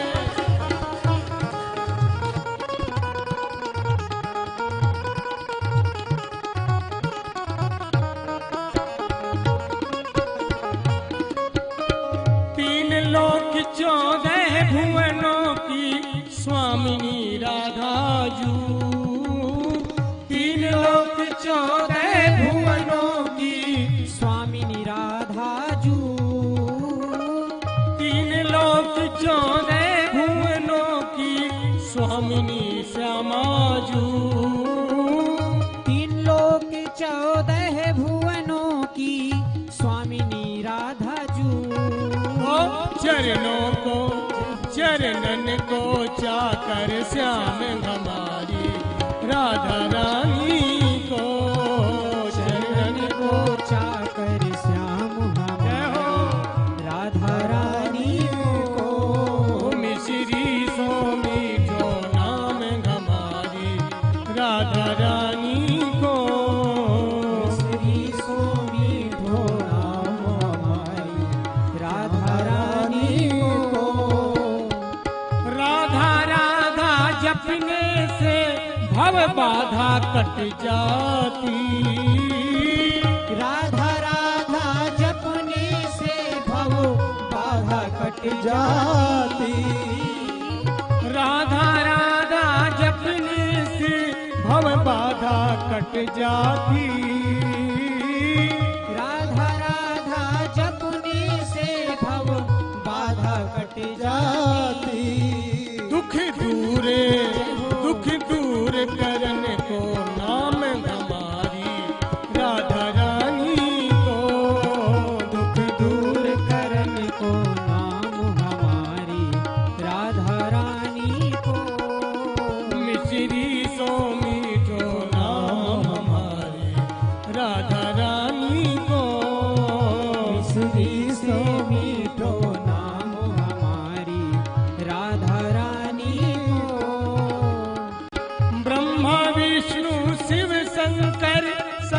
सनकादिक ध्यान धरे। ब्रह्मा विष्णु शिव शंकर सनकादिक ध्यान धरे। ब्रह्मा विष्णु शिव शंकर सनकादिक ध्यान धरे।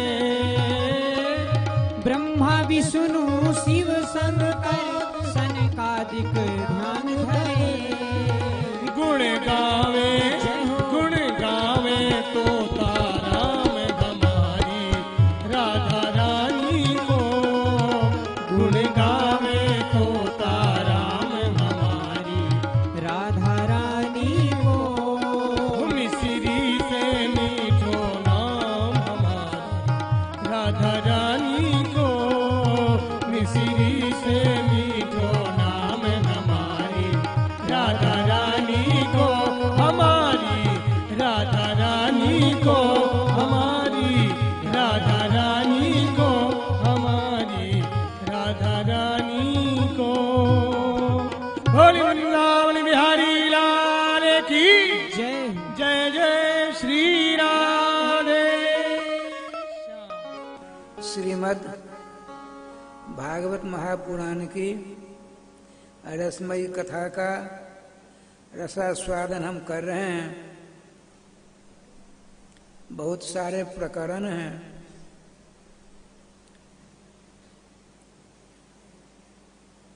भगवान श्याम सुंदर का विधान देखिए। भगवान श्री कृष्ण का एक रूप है महाविष्णु। बहुत से विष्णु हैं। बालक शब्द का अर्थ होता है भगवान श्री कृष्ण बालक बनकर जब आते हैं 49 प्रकार का अर्थ है। एक बात सुना देता हूं। बालक क्यों बने भगवान और कौन बने हैं बालक? बालेषु लोम गर्तेषु रल्युर एकत्वात्। लोम गर्तेषु रोम गर्तेषु अनेकानि ब्रह्मांडानि सन्ति जस्मिन् असौ बालः। भगवान श्याम सुंदर के देखिए जब हम और आप सतयुग में थे तो भगवान आए। त्रेता में हम भी थे भगवान भी आए। द्वापर में हम भी थे भगवान आए। अब कलयुग में है तो भगवान संतों के रूप में है। अमुनि भगवत रूप है। भगवान के दो रूप होते हैं, एक चल एक अचल। अचल माने जो नहीं चले। मठ मंदिरों में भगवान के रूप अचल है। और साधु संतों के रूप में जो भ्रमणशील होकर हम गृहस्थों के ऊपर अनुग्रह वर्षण करने के लिए भगवान का एक दूसरा रूप है, साधु संतों का रूप। तो वही भगवान के एक सतयुग में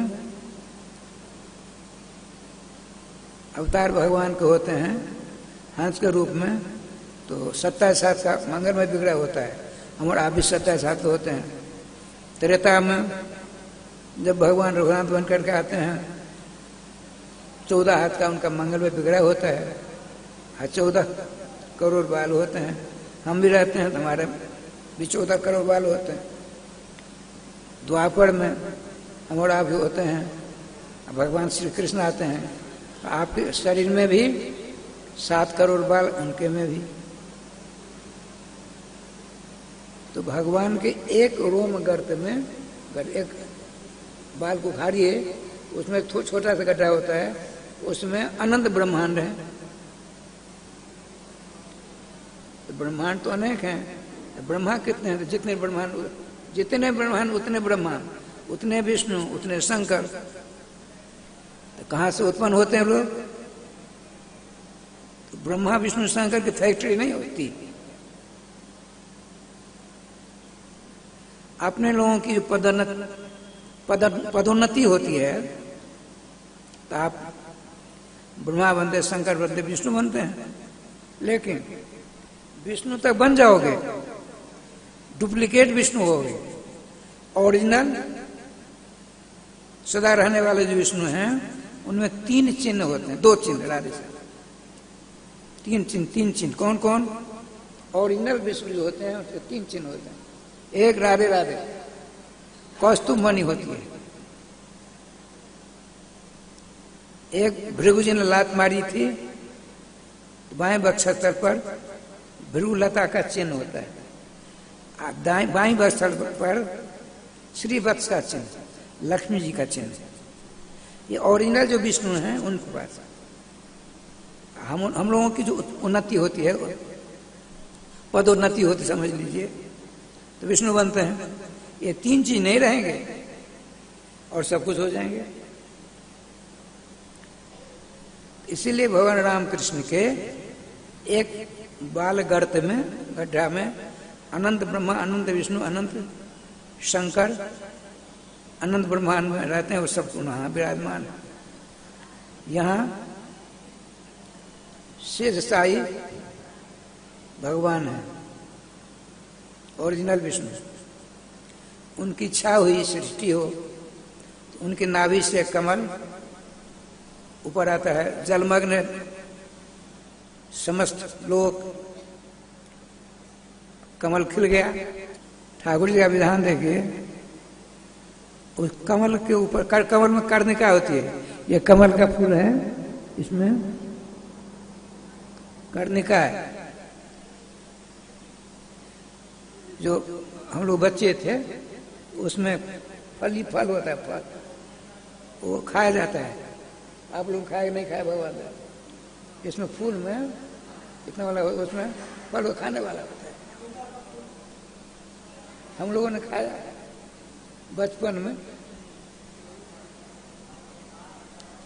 वो कर्णिका के मध्य से एक बच्चा निकला, कर्णिका पर एक बच्चा निकल पड़ा। न जाने कहां से आया, एक बच्चा ने जन्म ले लिया। राधे श्याम जी देखते देखते 4 मस्तक हो गए उसके। उसने सोचा, चारों ओर देखा, 4 मस्तक, 8 आंखें हो गई, जल ही जल है, कुछ कहीं नहीं है। नीचे देखा कमल, ये कमल कहां से आ गया? उस चतुर्मुखी बच्चे के मन में यह विचार जागृत हुआ, कहीं न कहीं तो मिट्टी होगी, मिट्टी से ही कमल पैदा लिया है। तो कमल का जो डंठल होता है उसमें सुलाक होती है, उस सुलाक के द्वारा उस बच्चे में ऐसी क्षमता आ गई कि छोटा सा रूप हो गया। और सुलाक के अंदर गया, कहां से ये कमल है उसका पता लगाने के लिए 10,000 वर्ष बीत गए, लेकिन वो कमल कहां से आया उसका पता नहीं चला। अब वहां से लौटता है बच्चा, उसी कमल की कर्णिका पर बैठ जाता है। अब सोचने लगता है, अरे विधाता ये क्या हो गया, मैं कौन हूं, कहां से आया, क्यों आया? आकाशवाणी होती है, तो पो तपस्या करो। अब नेत्र बंद करके उसने भगवान का नाम लेना प्रारंभ कर दिया। ऐसी क्षमता आ गई उसमें। 10,000 वर्ष बीत गए, भगवान विष्णु सामने प्रकट हो गए। आपने कहा, तपो में हृदयम ब्रह्मन, हे नामकरण करते हैं, हे ब्रह्मा जी आपने अद्भुत तपस्या की। तपस्या मेरा हृदय है, आपने मेरे हृदय को जीत लिया है, वरदान मांगो, वरदान मांगो। उस चतुर्मुखी ब्रह्मा ने कहा, मुझको क्यों यहां भेजे हैं आप, क्या करने के लिए? सृष्टि करो। अब लगे ब्रह्मा जी सृष्टि करने, क्योंकि अहंग आ गया सृष्टि करने के लिए। मेरा चयन हुआ है, तो आकार प्रदान करते हैं, चेतना नहीं आती, बहुत कुछ बना डाला, और फिर तपस्या करते हैं, भगवान दर्शन देते हैं। प्रभु आपके आदेश का पालन किया मैंने, बहुत से जीवों का राधे राधे हुआ, मैंने विग्रह तो बना डाला, आकार बनाए, लेकिन चेतना नहीं आई। तो आपने कहा श्रीमद् भागवत जी का पाठ करिए। श्रीमद् भागवत जी प्रदान करते हैं ब्रह्मा जी को, और कहा साप्ताहिक पाठ करेंगे तो अहंकार कभी नहीं होगा, इनमें चेतना, भागवत जी की कृपा से इनमें चेतना प्रदान करने की क्षमता भी आ जाएगी। और आज से आपका नाम शतधृति होगा। शतधृति कहते हैं बुद्धि का नाम है। 100 बुद्धियां आपको मैं प्रदान करता हूं। अब देखिए, यदि इतनी बुद्धि नहीं होती, 4 हाथ हैं ब्रह्मा जी के, एक हाथ में एक मनुष्य का हिसाब किताब है, एक हाथ में सांप है, एक हाथ में बिच्छू है, एक हाथ में सिंह है। तो यदि अनेक बुद्धियां नहीं होती तो ब्रह्मा जी घबरा जाते। तो किस इसने पूर्वजन्म ने कौन से काम किए हैं, क्या क्या किया है, क्यों पूर्वजन्म कृतं कर्म तद्देव कहते थे। हमने आपने पूर्वजन्म में जो कर्म किए हैं वो भाग बन करके भोग रहे हैं, हमको भोगना पड़ रहा है।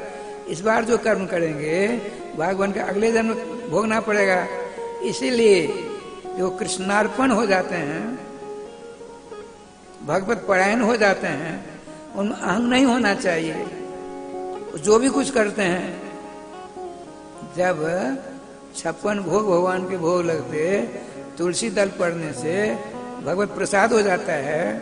तो गुरुदेव जो भगवत स्वरूप हैं, उनके द्वारा आप गले में तुलसी कंठी बांधी गई, तो आप भगवान को हुए कि नहीं हुए।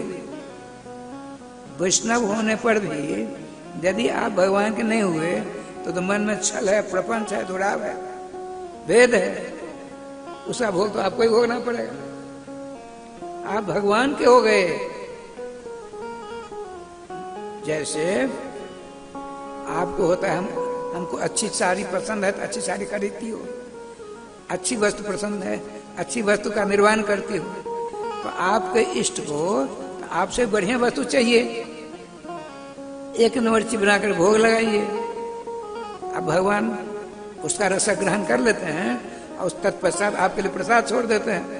गीता जी में भगवान ने कहा है, भुंजते ते तो हम पापम जे पचिंतात्म कारणात्, जो अपने लिए, अपने सगे संबंधियों के लिए रसोई बनाता है, वो पाप ही खाता है, पाप ही खिलाता है।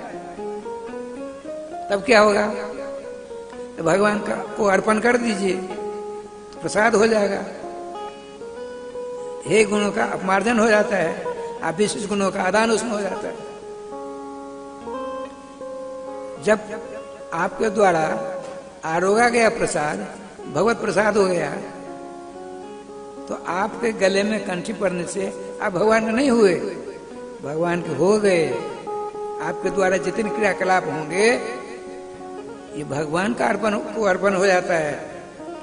यदि ऐसी धारणा आपके अंदर नहीं रहेगी तो आप बंधन में बंधेंगे। बंधन में नहीं बंधने, इसीलिए भगवत अर्पण होना है।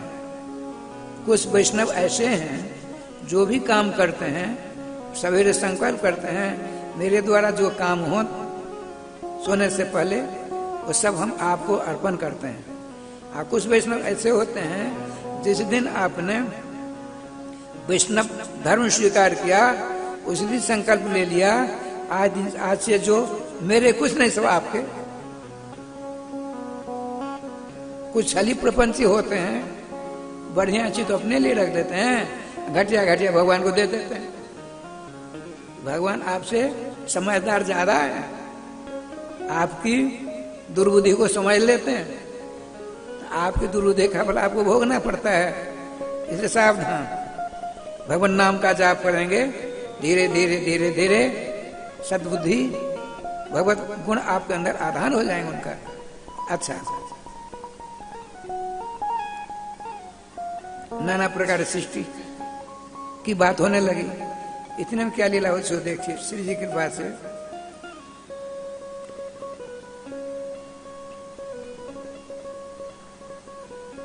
कई प्रकार की सृष्टि का वर्णन प्राप्त होता है। सब में चेतना आ गई। सर्वप्रथम भगवान ब्रह्मा जी ने 4 बच्चे बनाए, सनक सनंदन सनातन सनत कुमार। उन खड़े होकर कहा किम करो किम कुर्मो वयम, हम क्या करें आदेश दें। भगवान ने कहा, ब्रह्मा जी ने कहा, पिताजी ने कहा सृष्टि में कुरुतो जूयम, आप लोग सृष्टि करो, अर्थात तपस्या करके शक्ति उपार्जन कर विवाह करके बच्चे पैदा करो। उनका हम ये सब करने के लिए नहीं आए हैं, हम भजन करेंगे भजन। राधे कृष्ण कृष्ण कृष्ण राधे राधे राधे श्याम श्याम श्याम राधे राधे करेंगे। हम लड़के बच्चे पैदा करने के लिए नहीं आए हैं। पिताजी को ये हुआ कि मेरे आदेश का उल्लंघन करते हैं, क्रोध आया। जो ब्रह्मा जी को क्रोध आया, वृक्ष के बीच से एक बच्चा पैदा हो गया। देखते देखते 11 रूप धारण कर ले। 11 सब रोने लगे। भगवान ब्रह्मा जी ने कहा रोते क्यों हो, तुमने जन्म लेते ही रोना शुरू कर दिया, इसलिए तुम्हारा नामकरण करते हैं। रोदनाथ रुद्र उच्चते, तुमने रोने का काम किया, आज से तुमको लोग रुद्र के नाम से पुकारेंगे। हम क्या करें, पहले तपस्या करो, फिर सृष्टि करो। तपस्या की, विवाह हुआ। अब रुद्रों की सृष्टि ऐसी होने लगी, ब्रह्मा की सृष्टि को खाने लगी। जब ब्रह्मा जी की सृष्टि को रुद्र की सृष्टि खाने लगी, ब्रह्मांड का विरमता जुए ठहरो। अब क्या लीला होती है, तो ब्रह्मा जी ने अपनी छाया को 2 रूप विभाजित कर दिया, मनु और शत्रुपा के रूप में।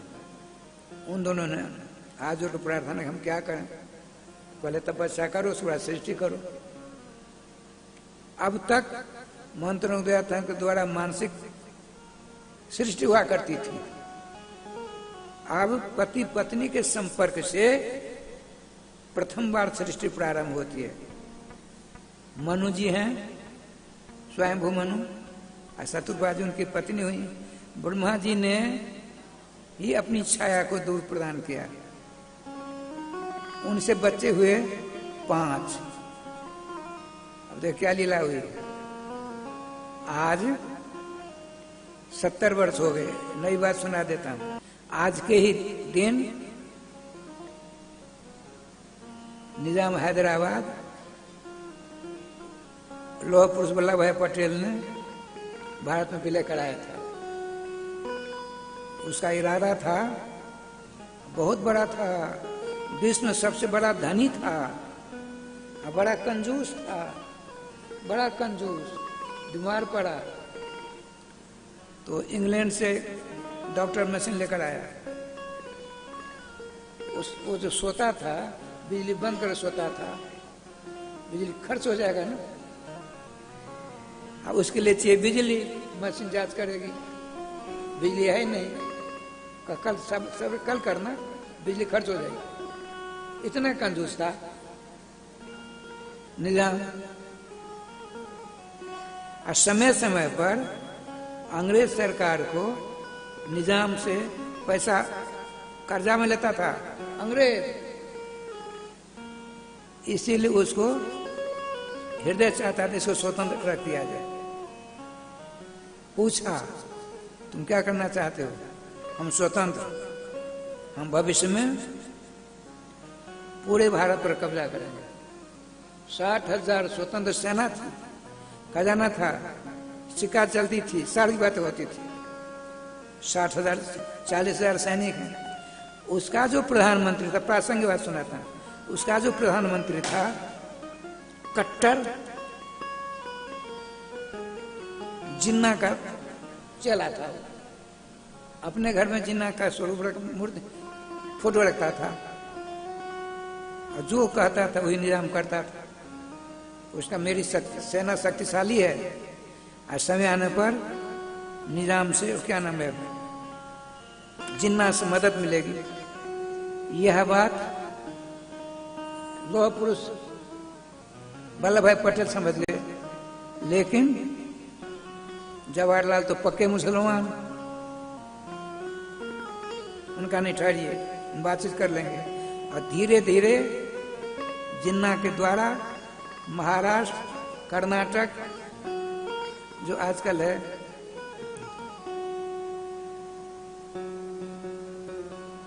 एक प्रांत है, ये तीनों को अपने कब्जा में ले लिया और धीरे धीरे उपमा फैलाना चाहता उसका प्रधानमंत्री।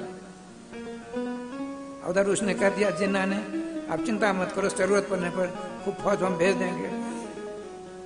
अटल जी चिरारे, वल्लभ भाई ताक में थे, वो बीमार पड़ गया, जिन्ना मर गया। एक टोकरी भेजी, टुकड़ी, उसके सारे जितना था सब पर कब्जा कर लिया 6 दिनों के अंदर। और उसका प्रधानमंत्री था, उसको अरेस्ट कर लिया लौह पुरुष ने, और उसको नजरबंद कर दिया। तब हस्ताक्षर हुआ, राधे राधे हो गया। उस समय में उसका प्रधानमंत्री ने तो मर गया, वहां की सरकार से कहा हमको फौज भेजिए, हम नहीं भेज सकते। ठाकुर जी का विधान, उसका विलय हो गया। वो आज ही दिन, आज के दिन 1 वर्ष तक वहां प्रधानमंत्री भारत में इसका उत्सव मनाएंगे। आपके गृह मंत्री वही हैं। एक नई बात सुना देता हूं रायश्याम जी, आज से पहले की सरकार ने 2014 में देश को बिल्कुल मुसलमानों के हाथ में सौंप रही थी। नई बात सुना रहा हूं, साकांक्ष होना है, किसी के ये जाति किसी के नहीं होते हैं। उधर 2014 चुनाव संहिता लागू होने वाली है। इधर मनमोहन सरकार, राहुल गांधी और सोनिया गांधी सबों ने मिलकर के 123 अरब से ज्यादा संपत्ति वाली संपत्ति 123 भूमि को मुसलमान को वक्फ होता है, क्या होता है वक्फ बोर्ड को दे दिया। और तुरंत अभी आज ही होने वाला है चुनाव संहिता लागू, उससे पहले पास करके वक्फ बोर्ड देना हमने आपको दे दिया। और इतना ही नहीं, भारत सरकार नोटिफिकेशन हो गया, क्या होता है अंग्रेजी हम तो जानते नहीं, सब हो गया।